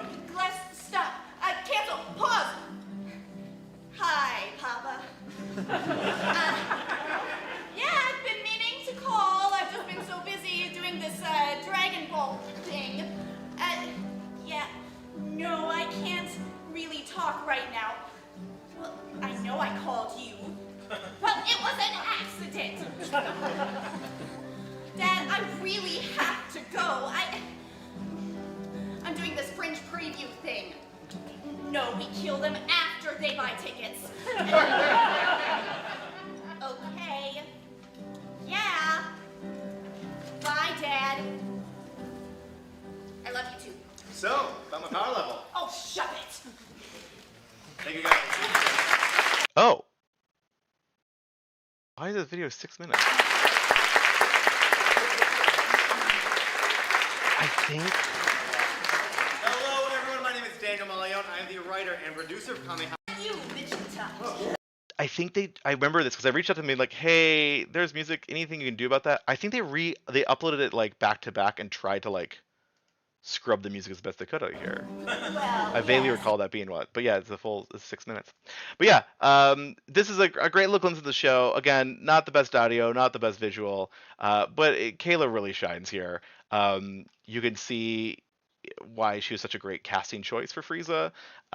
Just was able to like carry that energy, has that voice, some of the physicality. Again, we talked about this before. She had Heelys on her acting resume previously used, so you get to see that in action one more time. Is that you, Vegeta? Huzzah! Incredible. But yeah, so this video, can I just like post this into the chat? Oh, I can't exactly. Gonna have to pull up the thing. Hold on. Where's the other window? The fact that we got laughs on top of it is really good. And yeah, and like it's funny as I was thinking about this, it's like I always feel so like, oh gosh, that got ruined. That wasn't as good as I'd wanted it to go. I wanted it to be better, which is just always going to be the case sometimes, right? But what was really cool is, so I'm just trying to make sure I can get this. I was thinking get this comments open. There we go. Going back and like hearing this, I didn't listen to the whole thing earlier, just the first few moments of it. It's like, oh, people actually enjoyed this. They laughed, and the audio did not ruin it all. So that's really glad to hear. But there's a link to that. I put that. Oh no, I put that in the wrong chat, didn't I? Let me chat in the chat. Why are you doing this to me? Why can I not manage this? There we go. Boom. So there's a link to that if you want to watch it. It's like 20th on the top Minnesota Fringe videos, and I mean that's kind of standout if you ask me. So I'm just saying, if y'all want to hit it up, give it some views, make the thing towards the top, give the video some likes, do that too. But what I wanted to share, I'll keep this on. Why not? It's cheesy. What I wanted to share is if I pull up Scrivener. So let's make this full screen again. Goes there. Bring you up, and then bring this down. So I wrote the script for this preview, took it from the other script. The audio went bad, and I was all upset about it. And somewhere in the mix, I was like, well, maybe we can spin this. One thing that Play-Doh has at its core is we take bad reviews, we take weird criticisms, we take unfortunate events, and we do what we can just to make fun of them, to enjoy them, to be silly with them. And so I wrote a script for a thing that never saw the light of day. This was me imagining we take this video, we stitch it, we cut it up, and we make it look like an ad for like a Dragon Ball box set collection. So we're gonna stitch in here the like the opening bits of this saying you've grown up on the classic KamehameHamlet preview, but now we can get the remastered preview. And so we would change the ratio of it. Yeah, I feel like I wrote this, Shalee, and I don't know if I ever I must have shared it with you once. Here's the thing, and I would wager you're like, Daniel, finish the script. Although this way the script is done. I'm now actually I think fully out of playwriting mode, into producing mode. So, but we didn't have time for it. And there's also a piece of this that if I read the full thing, it looks like we actually. Yeah, too busy producing the show. This was actually a hope for after the show launches, this is the way we can talk about it. So the idea was going to be that we were going to take that video, change the crop ratio, maybe redub the audio on top of it. Oh yeah, I have it here. Daniel, in parentheses, Shalee, how did you find me? So clearly having Shalee dub my voice. A new score, so we'd add some different music. It probably was going to go on the Fringe site. That makes sense. I think that would have been where we would have put it. We're going to add some different music. There's a Victorian English thing for different vocal tracks. 20 hours of forcing footage, which is footage freezes and cuts back and forth between Daniel and Frieza, who are charging, and then it cuts to Goku walking on Snake Way. Cut back to charging, cut to Goku in a hospital, charging, Goku in space, charging, Goku in Midnight Chamber, charging, Goku with a heart virus, which is great because we've now jumped past the play, charging. So just lots of visual gags, making fun of just the 50 editions of Dragon Ball Z that exist. I love how these again are blank. Clearly, we're going to get different people to put their voices in again and again and again. And then it's still the full preview plot, but shifts it up. And then we have some clips from the actual show at the bottom here, which again, because of the way that. There we go. Come on, Scrivener. There we go. Here is maybe your first significant big KamehameHamlet teaser yet. Clips from the actual play. V and F yelling at the opening. Their yelling continues through the video. Smash cuts of the tango. Of Vegeta showing the program.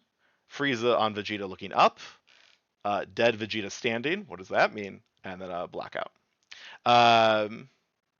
Oh, and then fade in on Vegeta holding a glowing beach ball. So we talked about that too. So yeah, this was gonna be our trailer teaser for the show, but just didn't have time for this. So yeah, I might see about exporting these and dropping them on the Tumblr later if people want to take a look at those. All right, I'm gonna take this off because if I wear this through the rest of this, people are gonna be like, "Is that a Google Glass? What the hell?" And it is. What's wild is this thing has just been in my closet for years, and I still put it gently into its little protector case. What? Why? Just throw this. Give it to the cats. Okay. All right. So that was our little tangent here. Our Fringe preview tangent. We need it for the remount. Well, let's get into some playwriting. I have been talking about this post for the longest time. Clem citing. I've been on this post a long time about like why I'm rewriting this play, and one of them is like to simply just do better jokes. Going back and rereading it, it's very clear this is some of my earlier writing. I'm not.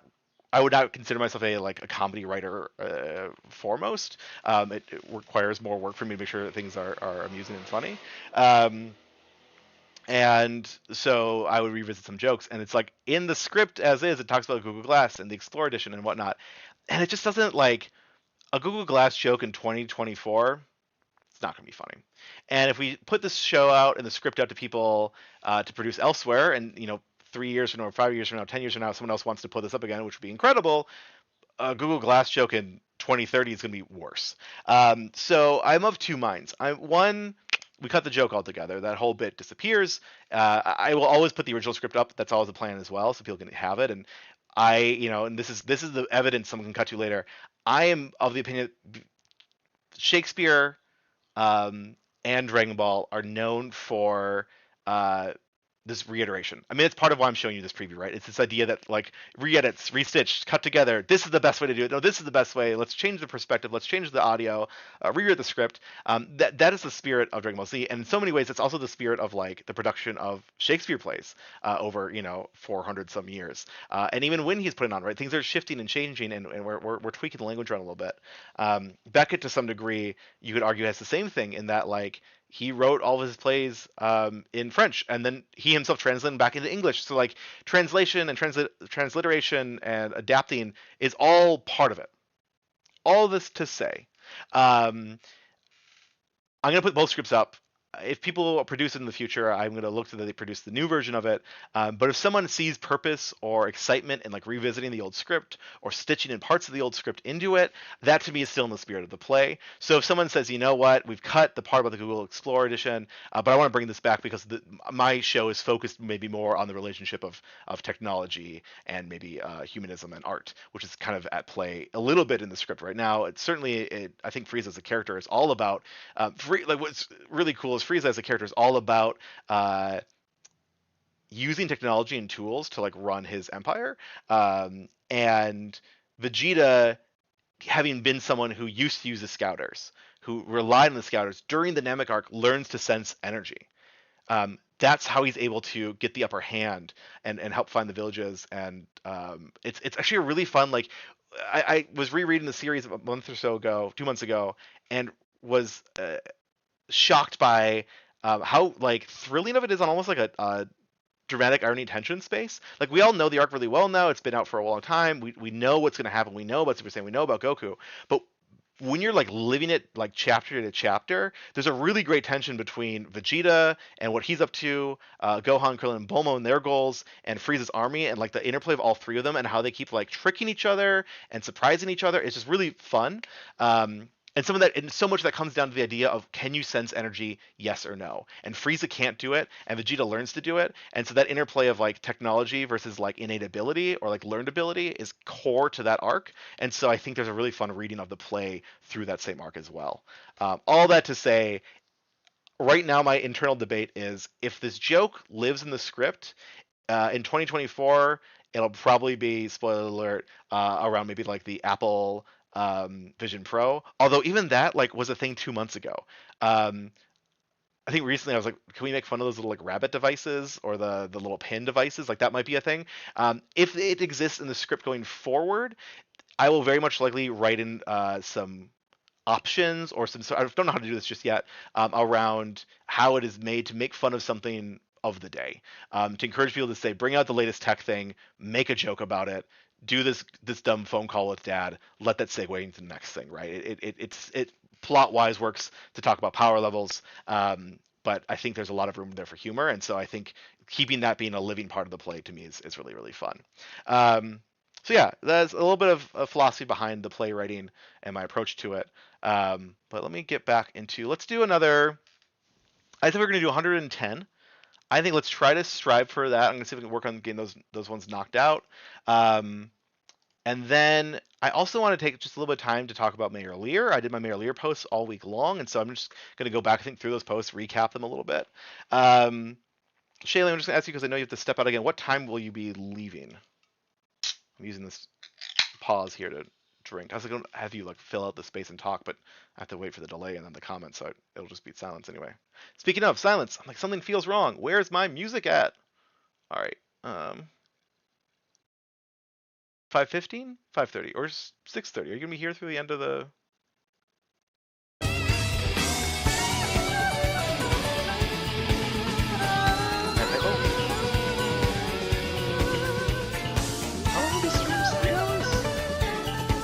End of hour 1, end of hour 2. I got completely turned around. Music loud. Oh god. Thank you. Sorry, I forgot that I pushed it up. Okay, so how's the music there? Show is at 7.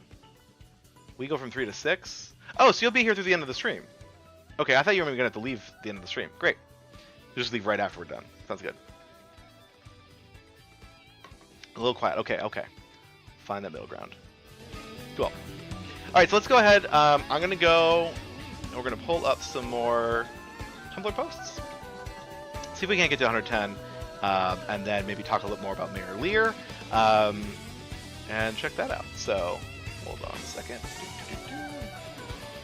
Here's our main default post. Weird shit to you puffin' last. I thought your show started like at 6 or something. I thought you were gonna have to leave. That was my confusion.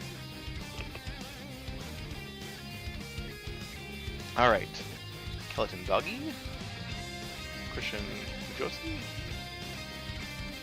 Noble Gas, Xena, 1, 2, 3. I like how I'm just like kind of inclined to read these as like anime action names. So instead of Noble Gas Xenon, I'm like Noble Gas Escanon, which is just not it. Do I stream until 7? They're 3-hour streams. And it's 6. We've been doing 3-hour streams, right? Can you look that up for me? Yeah, it's been 3 hours each. I started at 3. Did I start early?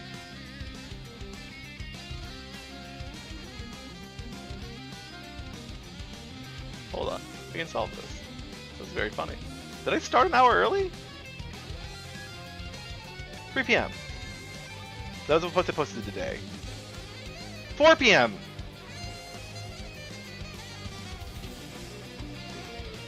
I started an hour early. That's so funny. I think I kept preparing my brain. That's so funny. I kept preparing my brain to be like, at 3 p.m. At 3 p.m. I'm gonna like hop on, set the last pieces up, blah blah blah blah. Like I like established that as my like at my computer doing everything, and I think I then moved everything an hour forward. It's like 3 p.m. is when we start. Okay, so well shoot. Well, let's get to 6 o'clock. We'll see how I'm feeling. We'll take it from there. Get a bonus stream. Honestly, I think I'm gonna just stay to 3 hours. If people show up at 7, they will have the thing to rewatch before. That's so funny. To that end, then, do you want to just reach out to folks? Have them hop in for our early last hour. All day, something felt way off. Okay, I was like, yeah, like you had to overlap, and you're like, yeah, I'll only miss the opening of the stream, but like you clearly missed the first hour. That's so funny. Okay. 1, 2, 3, 4. Incredible. All right, Skeleton Doggy. No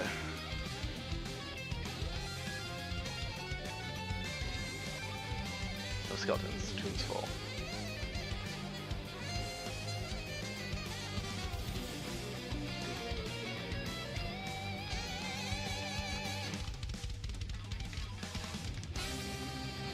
Not bringing you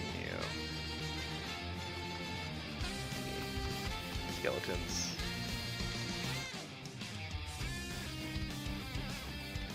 I see what you're up to. I see your play. I need you to know that I had plans this evening. Maybe. Okay? Some of those plans are resting from doing a 3-hour stream. Okay, so we'll talk. We'll talk, Shalee. We'll figure this out. I promise I'm not bringing any skeletons into your tomb. That sounds silly, but that's what their ask is. We're going with it. We're riffing. It's fine. Alright, folder. Gotta find all my pieces again. Get back into the rhythm. Let's Skeleton. Skeleton? Dougie? Kelly. The typos, Shalee, have been up and up today. Alright, this person's name is not Skeleton Doggy. Come on. Just stopping by. You remember why you take the reblog? Yes.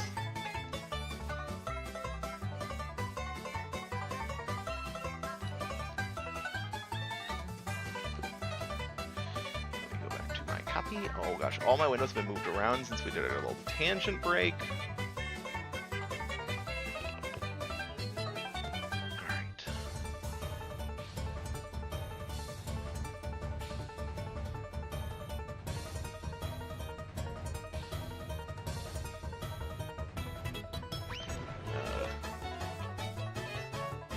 Our 2015.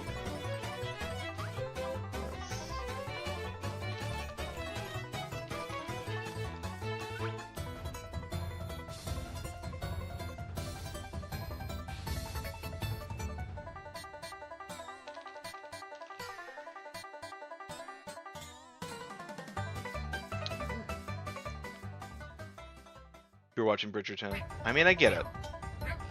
It can be a distracting show at times.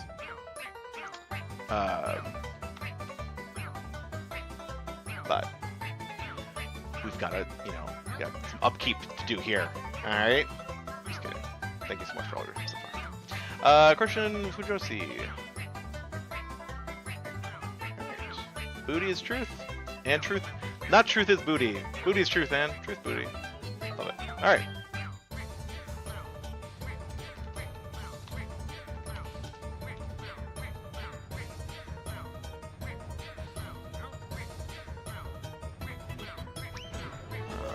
You said what?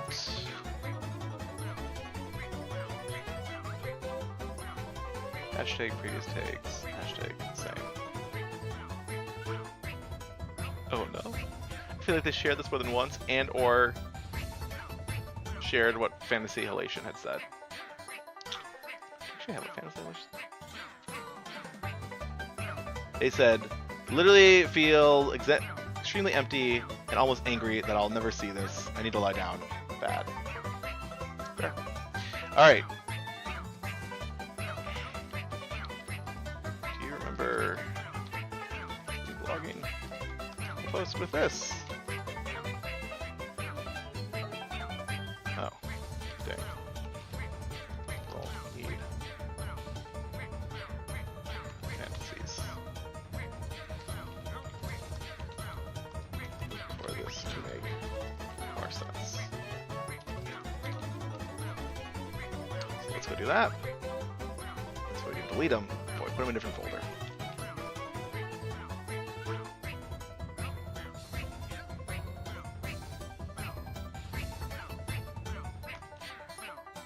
I see what, like, why are you posting ducks? It's for the song.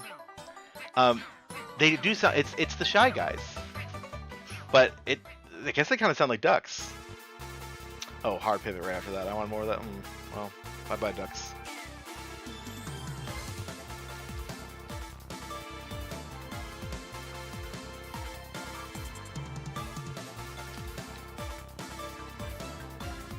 Here's some more.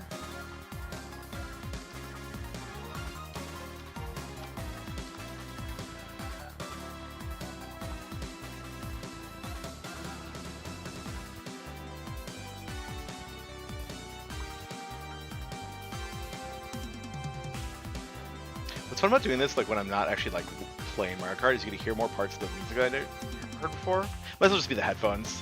Like there's some extra drums in there. I'm like, oh dang, those always there.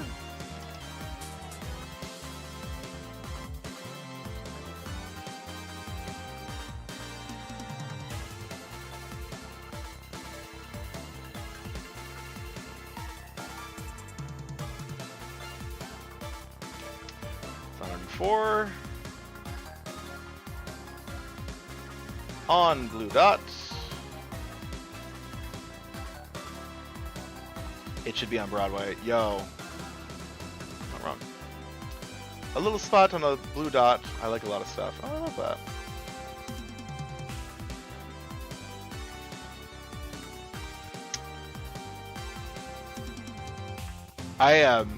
The way that things are cropped on the streams right now, that I get like I peek or preview at what's down here, and this is just a good.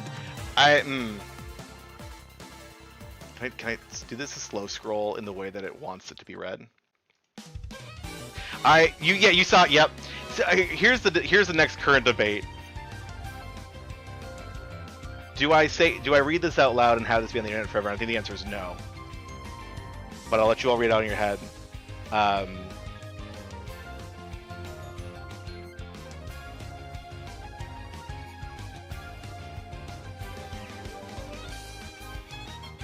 So, that's just a funny thing.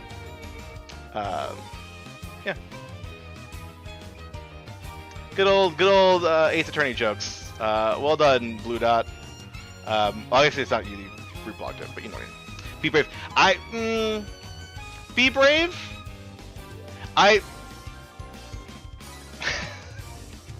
I'm here to acknowledge sexy moms.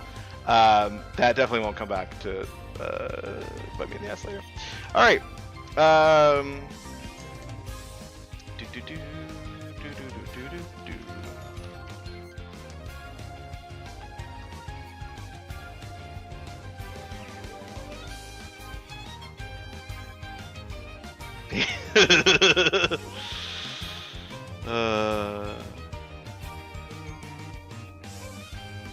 On Blue Dot. Oh, it's in the finished folder, that's why. On Blue.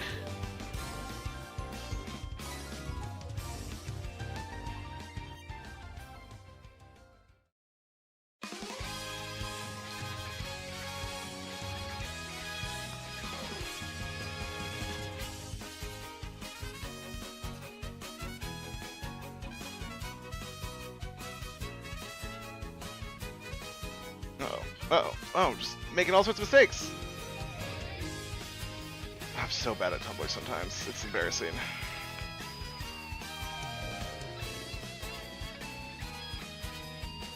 I skipped to... Oh, jeez. Okay. This is why we're happy you're here.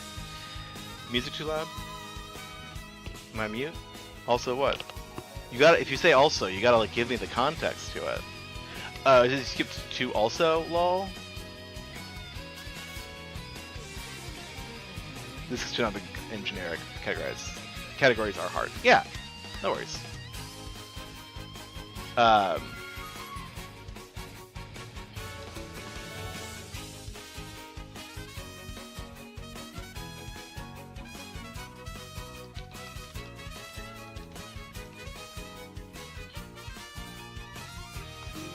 If that ever happens, I'll save you a ticket. Record, I will save on Blue Dot a ticket. Not everyone who makes a reblog, unless you said a thing about Broadway. If you before this date, June 1st, 2024, have a reblog with a tag that says this should be on Broadway, and if it ever makes its way to Broadway, we'll get you a ticket. I can promise that, right? It's gotta cover my bases. I can't give away 2,500,000 tickets, but like, you know, what is happening? Can you imagine? Not sure what I'm talking about.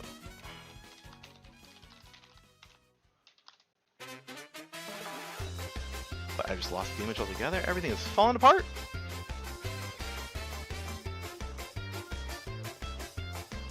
Maybe this will jog your memory. I think I wrote job again. Earlier before you were here.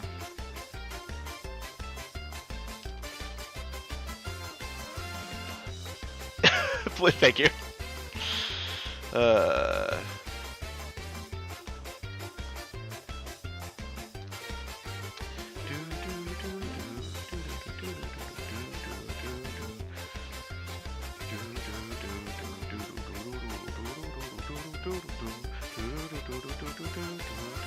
So who did I skip? No, because Shalee, I make 5 at a time, and so that's why I didn't miss them. They're still on my list of people. They're still tabs. We're good. Noble Gas Xenon. Shared it with hashtag mobile. Alright. They don't have... Okay. Do you call them Xenon? Do I say your royalty? Xenon?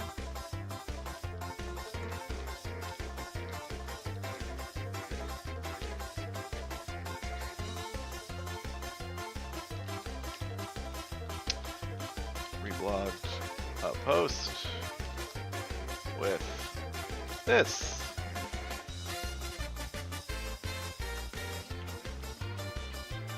Right here.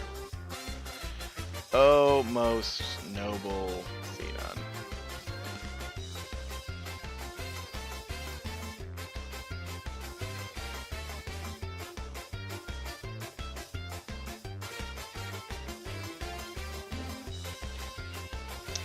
What up, Charles? I'll be honest, I'm like, each hour before this, I'm like, oh gosh, what Nintendo music am I throwing on? And I feel like I've hit the Splatoon, and then it's the Mario Kart, and now and Donkey Kong, and I'm like, I'm gonna run out of the good, like, party fun vibe ones, so I'll have to start making custom playlists and whatnot. Alright.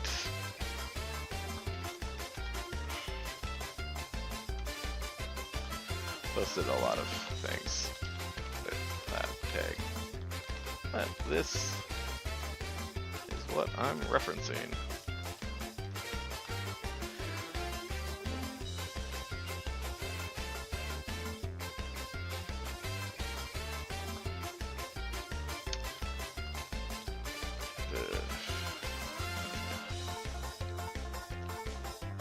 These are here.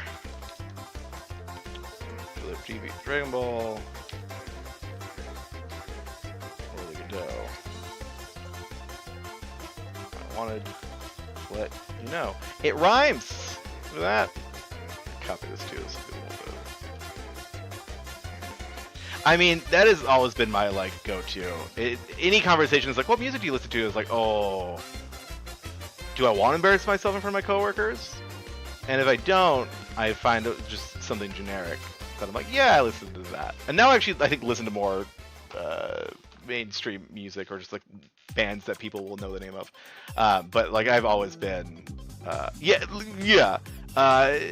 always been, as Shalee points out, like my Final Fantasy music, Weird Al music. Like the number of songs that Shalee has been like, how do you know that song? And I have to go like, well, see, Weird Al covered it. It's a high number. It's a very high number. But also Weird Al's great. So, what are you coming for Weird Al? Oh hell yeah, we're at Cheeseland, baby.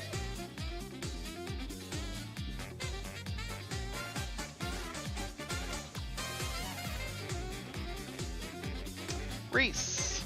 I know Reese. Okay. Think about grad school. Real. Reese, what did you write?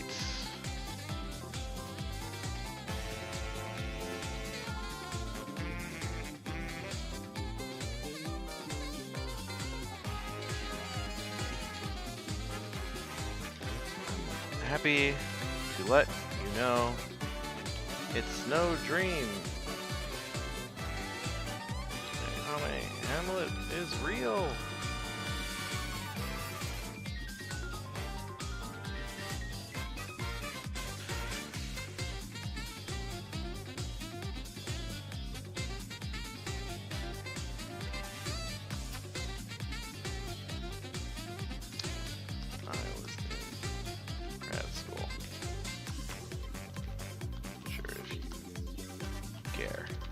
Since it seems to be on the mind.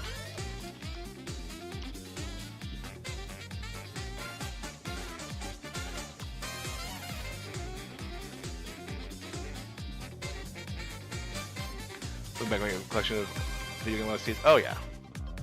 I feel like one of my favorite gifts, like if you're like, what's a gift you remember? It was like for Christmas. I got the like full Final Fantasy score on like the 3-disc set, which at the time was like an import sort of thing. I think you actually get it much easier now, but that was huge. Great. All right, let's hit another. How many? Wait, did they update the counter there? Oh gosh, it's 106.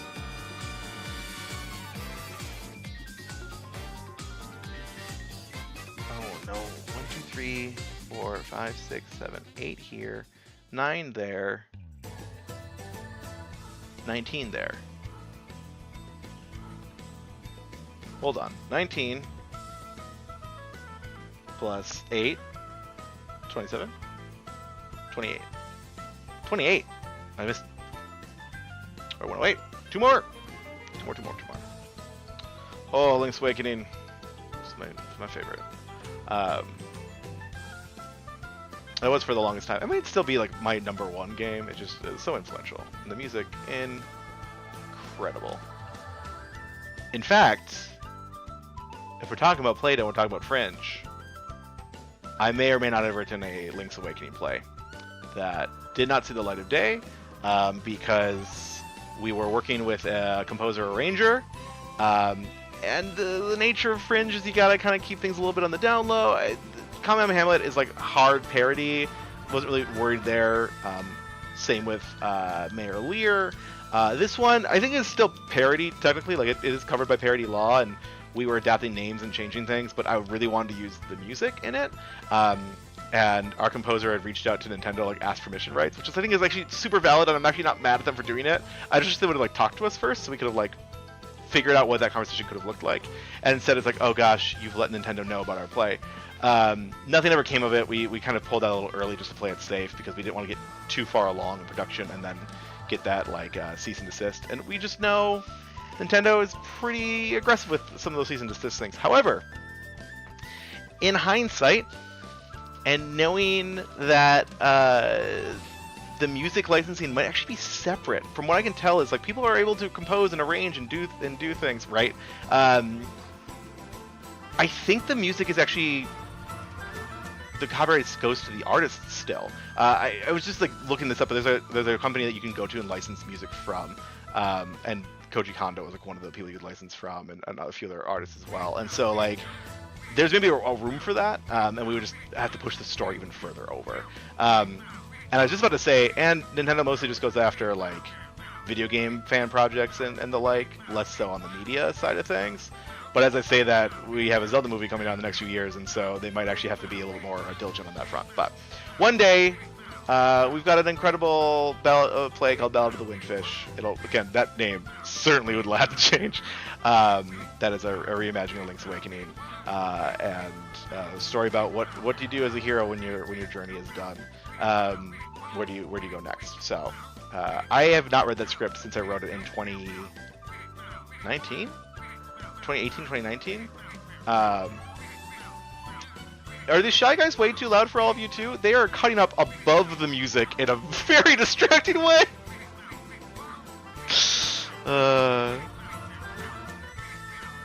Honestly, this audio track is literally just the Shy Guys. It's the background. So track 55 is Wildwoods. Track 56 is Wildwoods. Parentheses Shy Guys. Okay. You know what might be fun, Shalee, is we were talking about how do we do talk about stage readings and set expectations around that. Maybe we just like do a really small one with Windfish, get a few people together and do that. I feel like super up for just showing that. I say out loud as a lie, and then no, at the moment I look at that script, I'm going to want to change it. But I think that'd be fun. Who knows? Okay.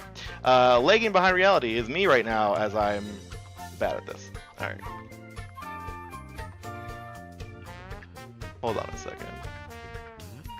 Oh, it's a JoJo hair on top of the guy from Squid Game. It's incredible. Leg. All right. Good. Reblog, not safe for content. So we're not going to scroll down on this one. Limited time ask box. Blech. I'm here to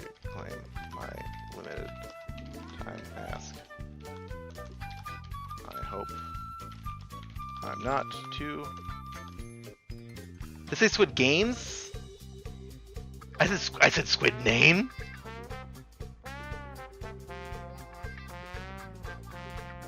I said Squid Names. That's... Oof. Yikes. Do do do do do do do do do. Squid Games. Okay, that's better. It's still embarrassing, but I didn't say Squid Names. Oh my gosh, I can't type in this other box. You can't see, it's my window of names. Why can't I see? What's it not? Oh, there it goes. No.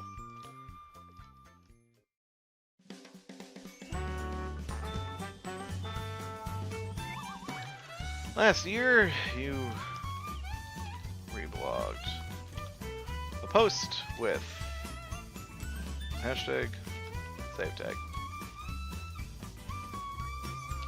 Now I'm guessing this gets used. It gets used quite a lot, but here's some context.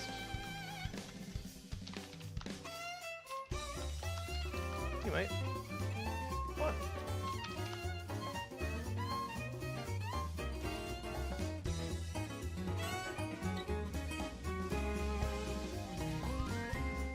What's up?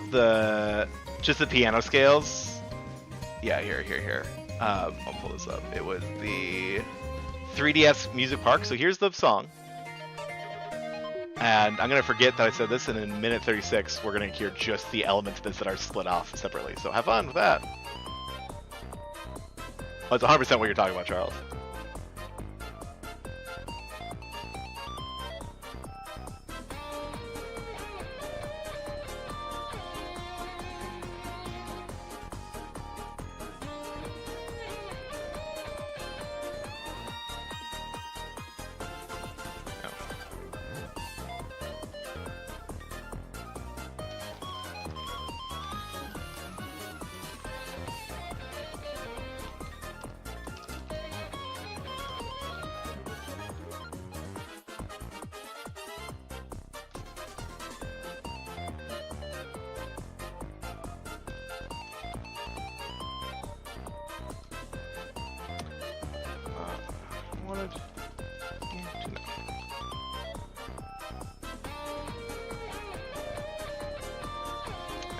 Reality.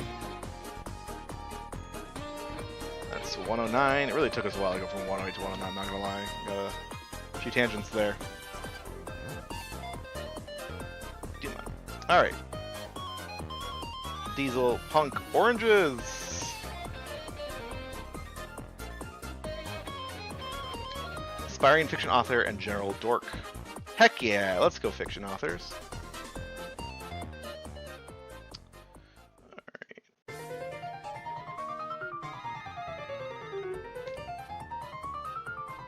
There it goes.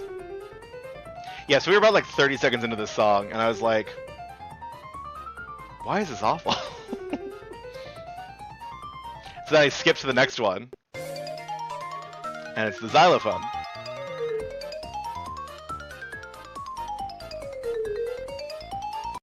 And then, it's the chimes.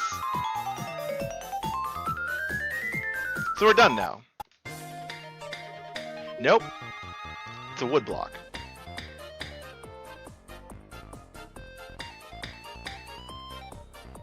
Alright, and then we get back to the songs. We were here.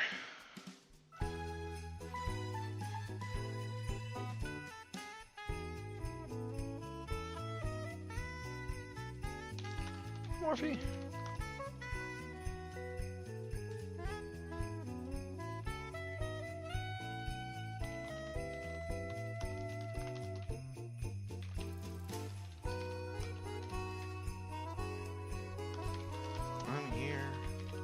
With an update. One fiction writer to another.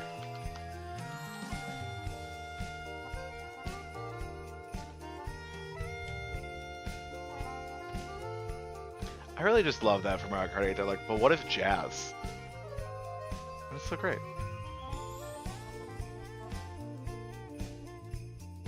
Wanted me to add muffled version of the Hyperdot songs when you're out of the game on the soundtrack because of the same reason. Funny! It's like, I like the vibe of the music, but mostly when I can like hear it in the room over.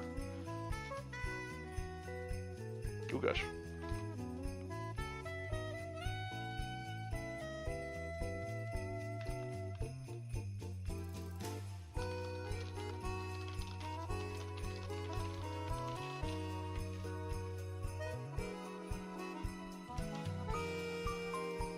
Honestly, is the Hyperdot music on YouTube? Can I? What's the license in there? How do we get you money if I play it? Does it work? Does it cancel my stream? Let me know, Charles.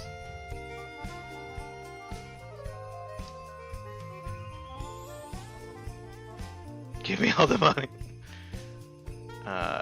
New tab to the right.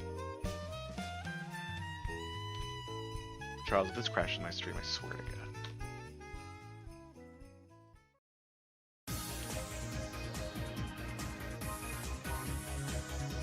Because I feel like we were talking about this recently. It took you a while to like get the music stuff set, right?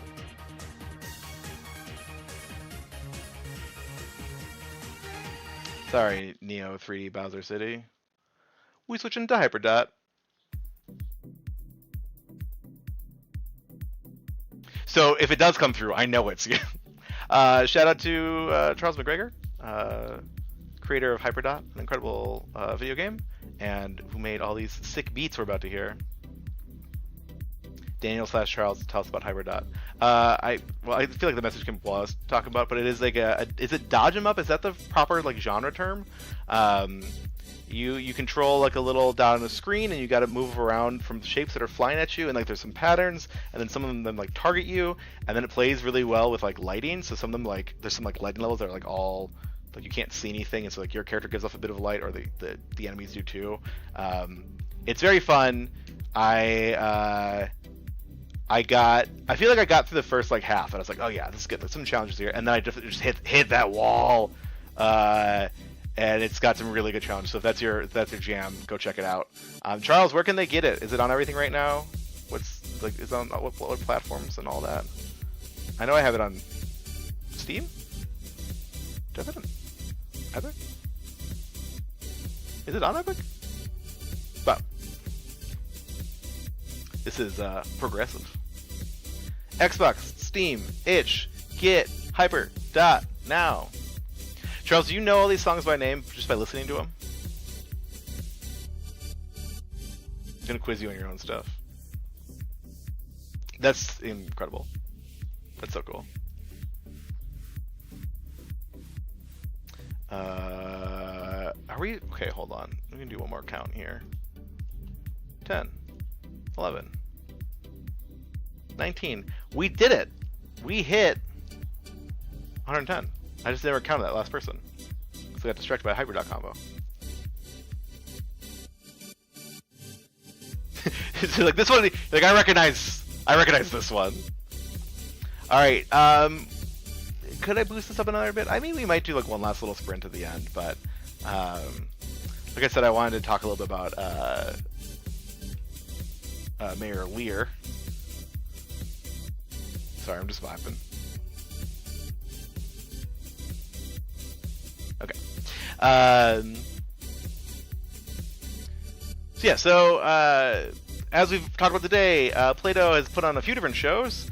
The ones that have been like directly written by me and produced, like that, I don't know if there's no good way to like super categorize the different, because we did a few other shows under Play-Doh like as a production company, but I wouldn't say are like produced by Shalee and I. Although I think you've directed everything that Play-Doh has done. So KamehameHamlet is kind of like our first one. Mayor Lear we had 2 years later, and so this last week, for the last week of May, we had Mayor Lear May Week. So I'm going to pull up some of these posts here. Just gonna go over them a little bit. URL not found, huh? Is that true? Does this last post, which has links to all the other posts, none of the links work? No, allow pop-ups. Oh.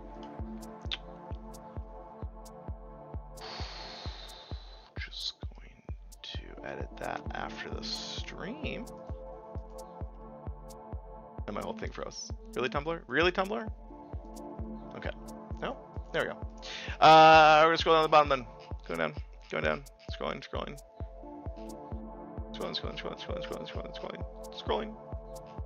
One more. There we go. So I shared the week before, so 2 weeks ago, some of the posters we put up at Convergence, which is a Minnesota geek convention, and hold on, here's what we're gonna do. Well, I'll get it in a second. So this is the poster we put up in 2017. We made this one just for that. I think we actually printed a few smaller ones, and then we printed one giant one. At Convergence, people put little posters on the wall that are, 8x4s, and I was like, well, what happens if we put a big one up? Are they gonna get mad? And I think it was up the whole weekend. I don't think anyone cared. But yeah, it had our dates. It had a little, a hashtag on there. It shows the mayor of Townsville looking out into a storm. And so, yeah, so what is Mayor Lear? It's our second show, or kind of our third show. It is a retelling of Shakespeare's King Lear, but with Powerpuff Girl characters. Unlike KamehameHamlet, which was a rug pull, right? We were actually doing more Godot, although there's still Hamlet in there. The people don't want you to have to switch hands for the mic. You've only been there once. Were you there in 2017?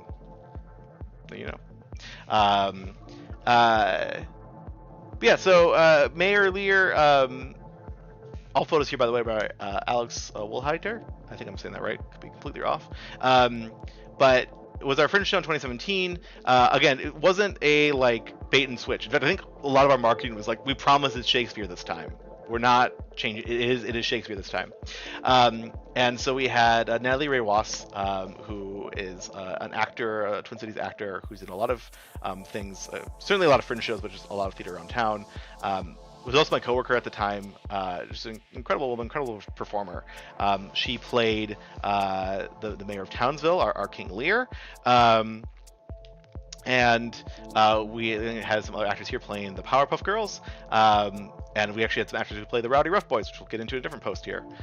It was an incredible show. I didn't really do a post about it because it's not a lot we can really show besides maybe this image. It had killer fight choreography. So Jessica Smith, who's back here, she was both in the show, but she was also our choreographer for it, our fight choreographer.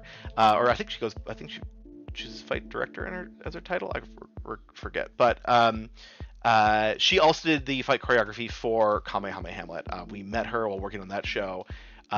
She is bar none just the best at this job. I've gone to see so much theater since, and it's maybe rude, but I just always director and choreographer. Okay, I just think back to just being able to be in rehearsals with her, watch her teach people how to do it. She brings a certain level of brutality to it that is just really, really evocative. I think one thing that's really funny is whenever you show theater fight choreo and a recording of it, if you go online to find some performance, it always feels a little flat. It doesn't translate super well. And I think it's because we're used to action being filmed and cut for us. It's a little bit more immediate that maybe hides some more things.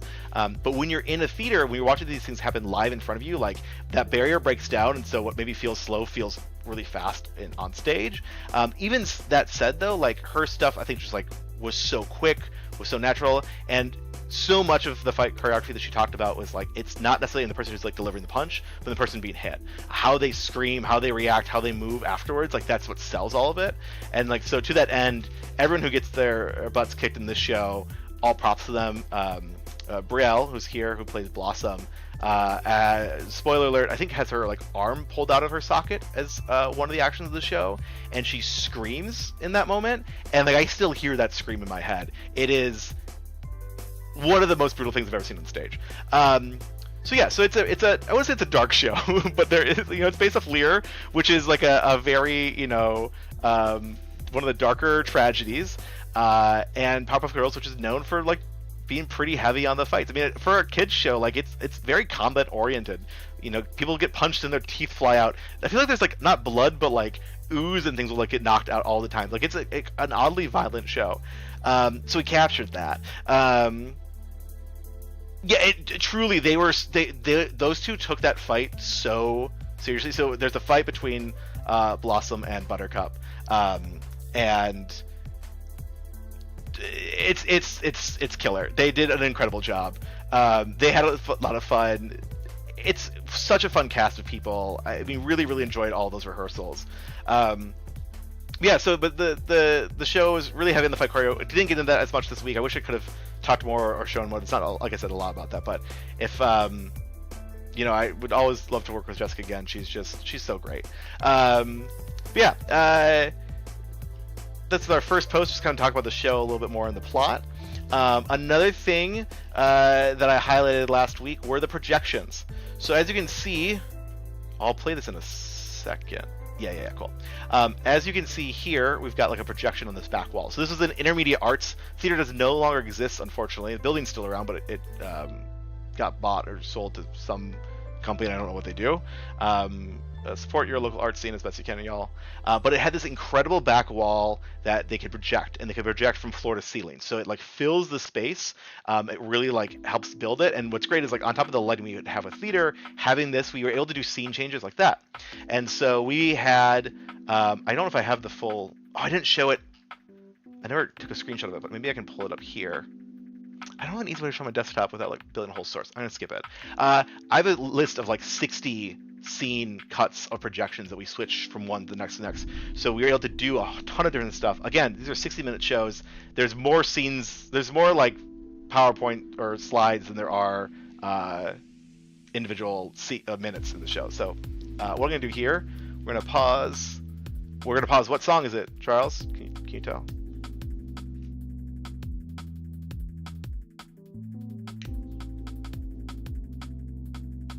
Look, he's got it. It's gray area. All right, we're pausing gray area. I'm going to play this little trailer here. This is a trailer I stitched together like a month or so before the show when I was in producing mode. And just to show off the projections we've been working on. It is made to reference a Twin Peaks trailer for Twin Peaks: The Return, which I don't think it is out just yet, but like they had dropped their teaser, and it's like within a week or so we did that. And that one is like just jumps around the city of Twin Peaks in different locations for like 1 or 2 seconds with some fun eerie music. And so that's what this was, homaging.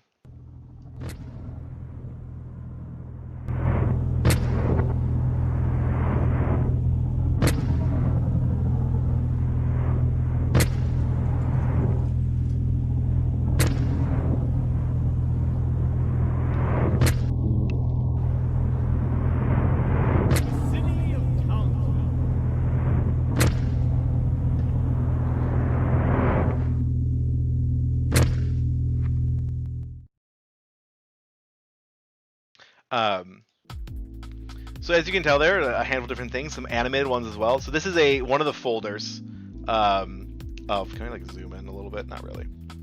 Of the backgrounds. So again, while there's like 40 some backgrounds, a lot of them are like kind of repeated, right? So like these images here, which are used at the top of the show, there's like one background, and I just shift the colors based on whose area we're talking to. So we introduced the 3 Powerpuff Girls, and they each have like their own like section of the stage they're in for that. We had some really fun moments with Mojo Jojo. So like when he would do his monologues, like in the show when he does his monologues, sometimes he fills the full screen, and so we mimicked that. So the full screen behind him was like the Mojo Jojo face, while Natalie, who played Mojo Jojo, yeah, we definitely get some apocalypse-y elements here. So Mojo like would fill the full screen, and just it was like, I cannot tell you how cool it is to have like this full screen like in that space, and then having the actor performing. It was very, very fun. In my longer post, I talk about how to do some amateur storm chasing, because there is a moment where we cut from this animated slide of some rain falling into a real world equivalent of that. And so that's what this bit of script here is for too. So if you want to learn more about that, you can check that post out. This was a really fun one. This, because it's wider, we pan across it. So it starts on the side and we move all the way across, and it mirrors the opening of the show where we have all the villains move across the screen. But because this took place, I think 20 years or 10 years after, I think it's 20 years after the show, we've added some villains that weren't in there originally. We've aged up some of the other villains, so we had able to do that. Fun fact that I don't know anyone knows about this. Shalee, maybe you do, maybe you don't. We opened the show with some of the opening piece of the Powerpuff Girls theme song. So the first few lines of dialogue and the animation, then it cuts, and then we talk through other stuff. And then we show a little bit more after our opening scene, and then we show this towards the end, and I think we end the show with the closing of it. So we actually go through the entire opening across the 60 minutes, bit by bit, in homage, and it's just a fun thing that no one would ever know, but I knew that. All right, so then my third thing I talked about was, again, Mojo Jojo. So we have here, when Tumblr decides to load it, our Mojo Jojo costume.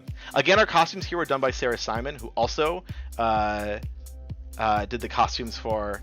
Oh, that's right, we did a lot of work to try to get the audio separated. Oof.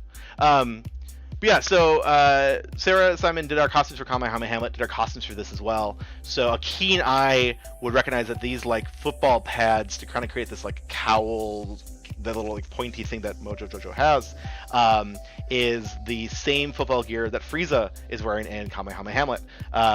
It's just been painted. And the helmet is also the same helmet with a giant thing of styrofoam on top that's carved into and painted. Natalie played both the mayor and Mojo Jojo, which was a very fun double cast. Kills both roles. But there's a great scene in the play in which they go into a cave. This tracks with Shakespeare's Lear, where after the big storm, Lear goes into the cave. I can't remember if in Lear he runs into Gloucester, or if we cribbed that or not. I think they must have, otherwise I don't know if I would have ever had this idea. But they're in the play at the same time, and so Natalie is playing two characters on stage at once, but because of the projections, we were able to backlight them, so the actors are in silhouette. We have another one of our actors, Nicole Wilder, who's in red here, put the hat and shoulder pad on, so she's got that silhouette, and so both of them are then on stage, and so Nicole is miming for Natalie, who's performing the dialogue for both characters, but Natalie is only moving for the mayor. It is a magical feat. Honestly, I feel like they kind of crushed it in rehearsal. I feel like it's a thing that I thought would take a lot of time, but Natalie just certainly killed it in rehearsal and practice. And it's such a fun scene. It was delightful to watch the audience pick up on the joke that's happening. And it's, again, a highlight of the play. And then the last thing I posted last week was just this little piece of marketing that we did at the time. We had a Facebook page that we were always tracking, and we were posting things on there as much as we could because we wanted to generate buzz for the show. And it really honestly worked out. It's probably I think our best attended show. And yeah, so you just take your month, your date of birth. It doesn't say birthday. It just says month, date. It definitely is birth date. That's so funny. And then you added your hometown. So for me, I think I posted in here, was Lord of Abracadabra of Minneapolisville. Yeah, and there's another photo of our actors. And this little hat was on a headband with a spring, so it bounced around. It was so good. I'll keep this on screen for a little while longer. But yeah, that was Mayor Lear. Another lovely show we did. Certainly no plans to do remounts there either. Maybe one day we'll look at the script and get that out there. I don't think I'd have as many changes for it, to be completely honest, as much as KamehameHamlet. Maybe. It went through a lot of edits, because I think our first run through was 5 to 10 minutes over, and you got to hit your times at Fringe. And so I went through and cut 10%, and literally it was so tough that in order to pull it off, I would go scene by scene and say, there's 500 words in the scene, 10% of the scene is 50 words, let's go.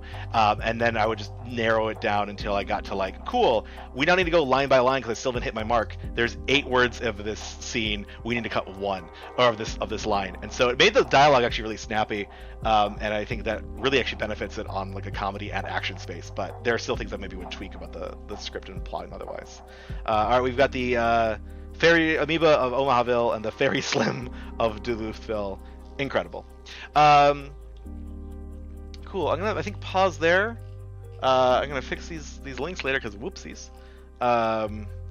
Mitch Mitchelson, Wichita'sville. That's really solid. Someone responded, commented on this earlier today. I can't believe people are sharing this one with the wrong links. Man, Tumblr is struggling. Oh yeah, they're Witch Fatale of Redactedsville and Witch Fatale, 10 out of 10. So cool. Yeah, I know that I kind of goofed my whole timing here. I started the stream an hour early. Didn't realize it, and as much as I would love to go and another hour, I think I just need to respect my own time and make sure I don't burn out here on the rest of this. So we'll probably pause it here pretty quickly. Like I said, here is Kayla wearing the same little like football gear and helmet, so it's kind of fun to have that. But yeah, I don't know. So we got like 10 minutes left. Trying to think, maybe send out a few more. That'd be one thing. I'm trying to think if there's anything else fun to show off that we've talked about today that I'd like to highlight. Oh, number updates. I'm like thinking, like there's something else that I'm missing. One of my notes I had was like to structure what I was going to do throughout this, and I never actually sat down and did that. I did make a checklist of all the windows to open, and even then I forgot like 5 of them. So, all right, let's do a number update. So, first things first. Ooh, you two, we've gone up 1. That is Goku. Come on. So close to hitting that halfway mark. About 24 out of 50. Love to see it. Almost there. Oh gosh. I'm just gonna close this window now. I can close these windows now. Alright, email subscribers are still at 145, so no one new there. No worries. Actually, let me give that one more refresh. Yeah, great. And Tumblr, 197. Now, what we have found, honestly, is that during the stream we don't see a lot of jumps, but after we've responded now to 25 people, 30 people, 30 people, we'll see them kind of respond to it as time goes on. So we went up 1 more here. And I do think our goal, we don't really say it here, but like we're doing these streams through the end of June, so I'm kind of targeting like end of June to hit these numbers. I think Vegeta's going to get there, and we might have to, knock him down a peg or 2. Oop, wrong one. But great. Oh, and I'll do one last little check. Sometimes I like to do to see if let's see here.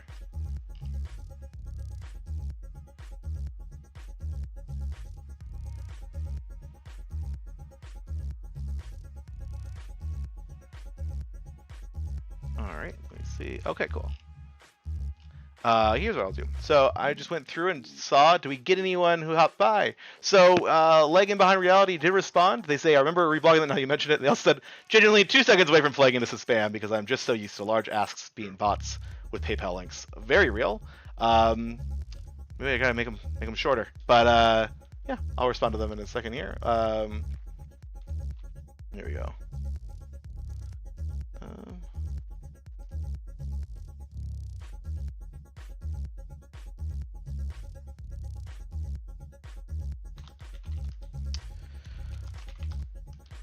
We promise we're not spam.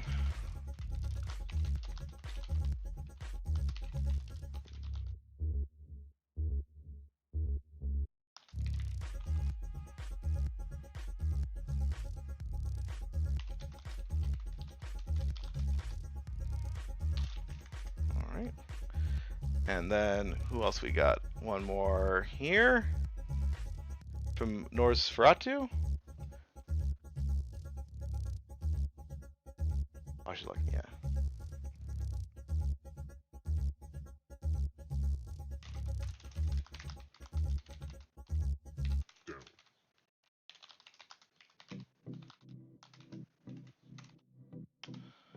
Work hard to make you proud. What do they say?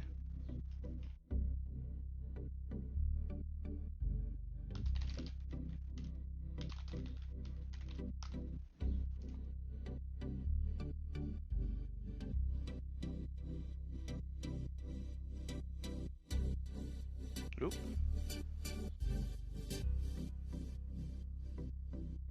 I didn't do it for this person. They actually asked for a link to the original post. It's in that announcement post, but I'll do this. Yeah. So this was Matriarch Yuzi. One of the first ones I did today, I think. Actually, was the first one I did today.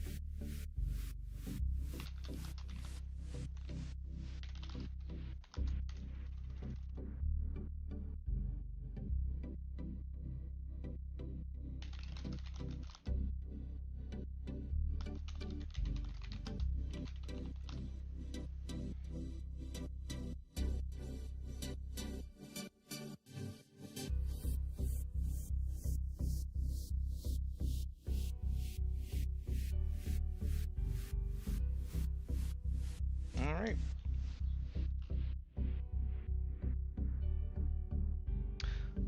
So I think we'll wrap things there. I hope I had it in the right space when I was responding to it, but cool. Maybe it's against the live stream rules to say I'm going to be on until, well, certainly on until 7, but I'm not because I was on too early.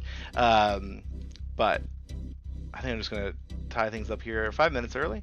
Thank you all for stopping by. For everyone who's responded to us so far, I really appreciate it, who's hopped in. We'll be doing this again. We got 4 more weeks of this through the end of June. 5 more weeks. No, 4 more weeks. Yeah, there's 5 weeks in June. So we'll see y'all next week. Have a great June, have a great Pride Month. And then, yeah, take care, everybody.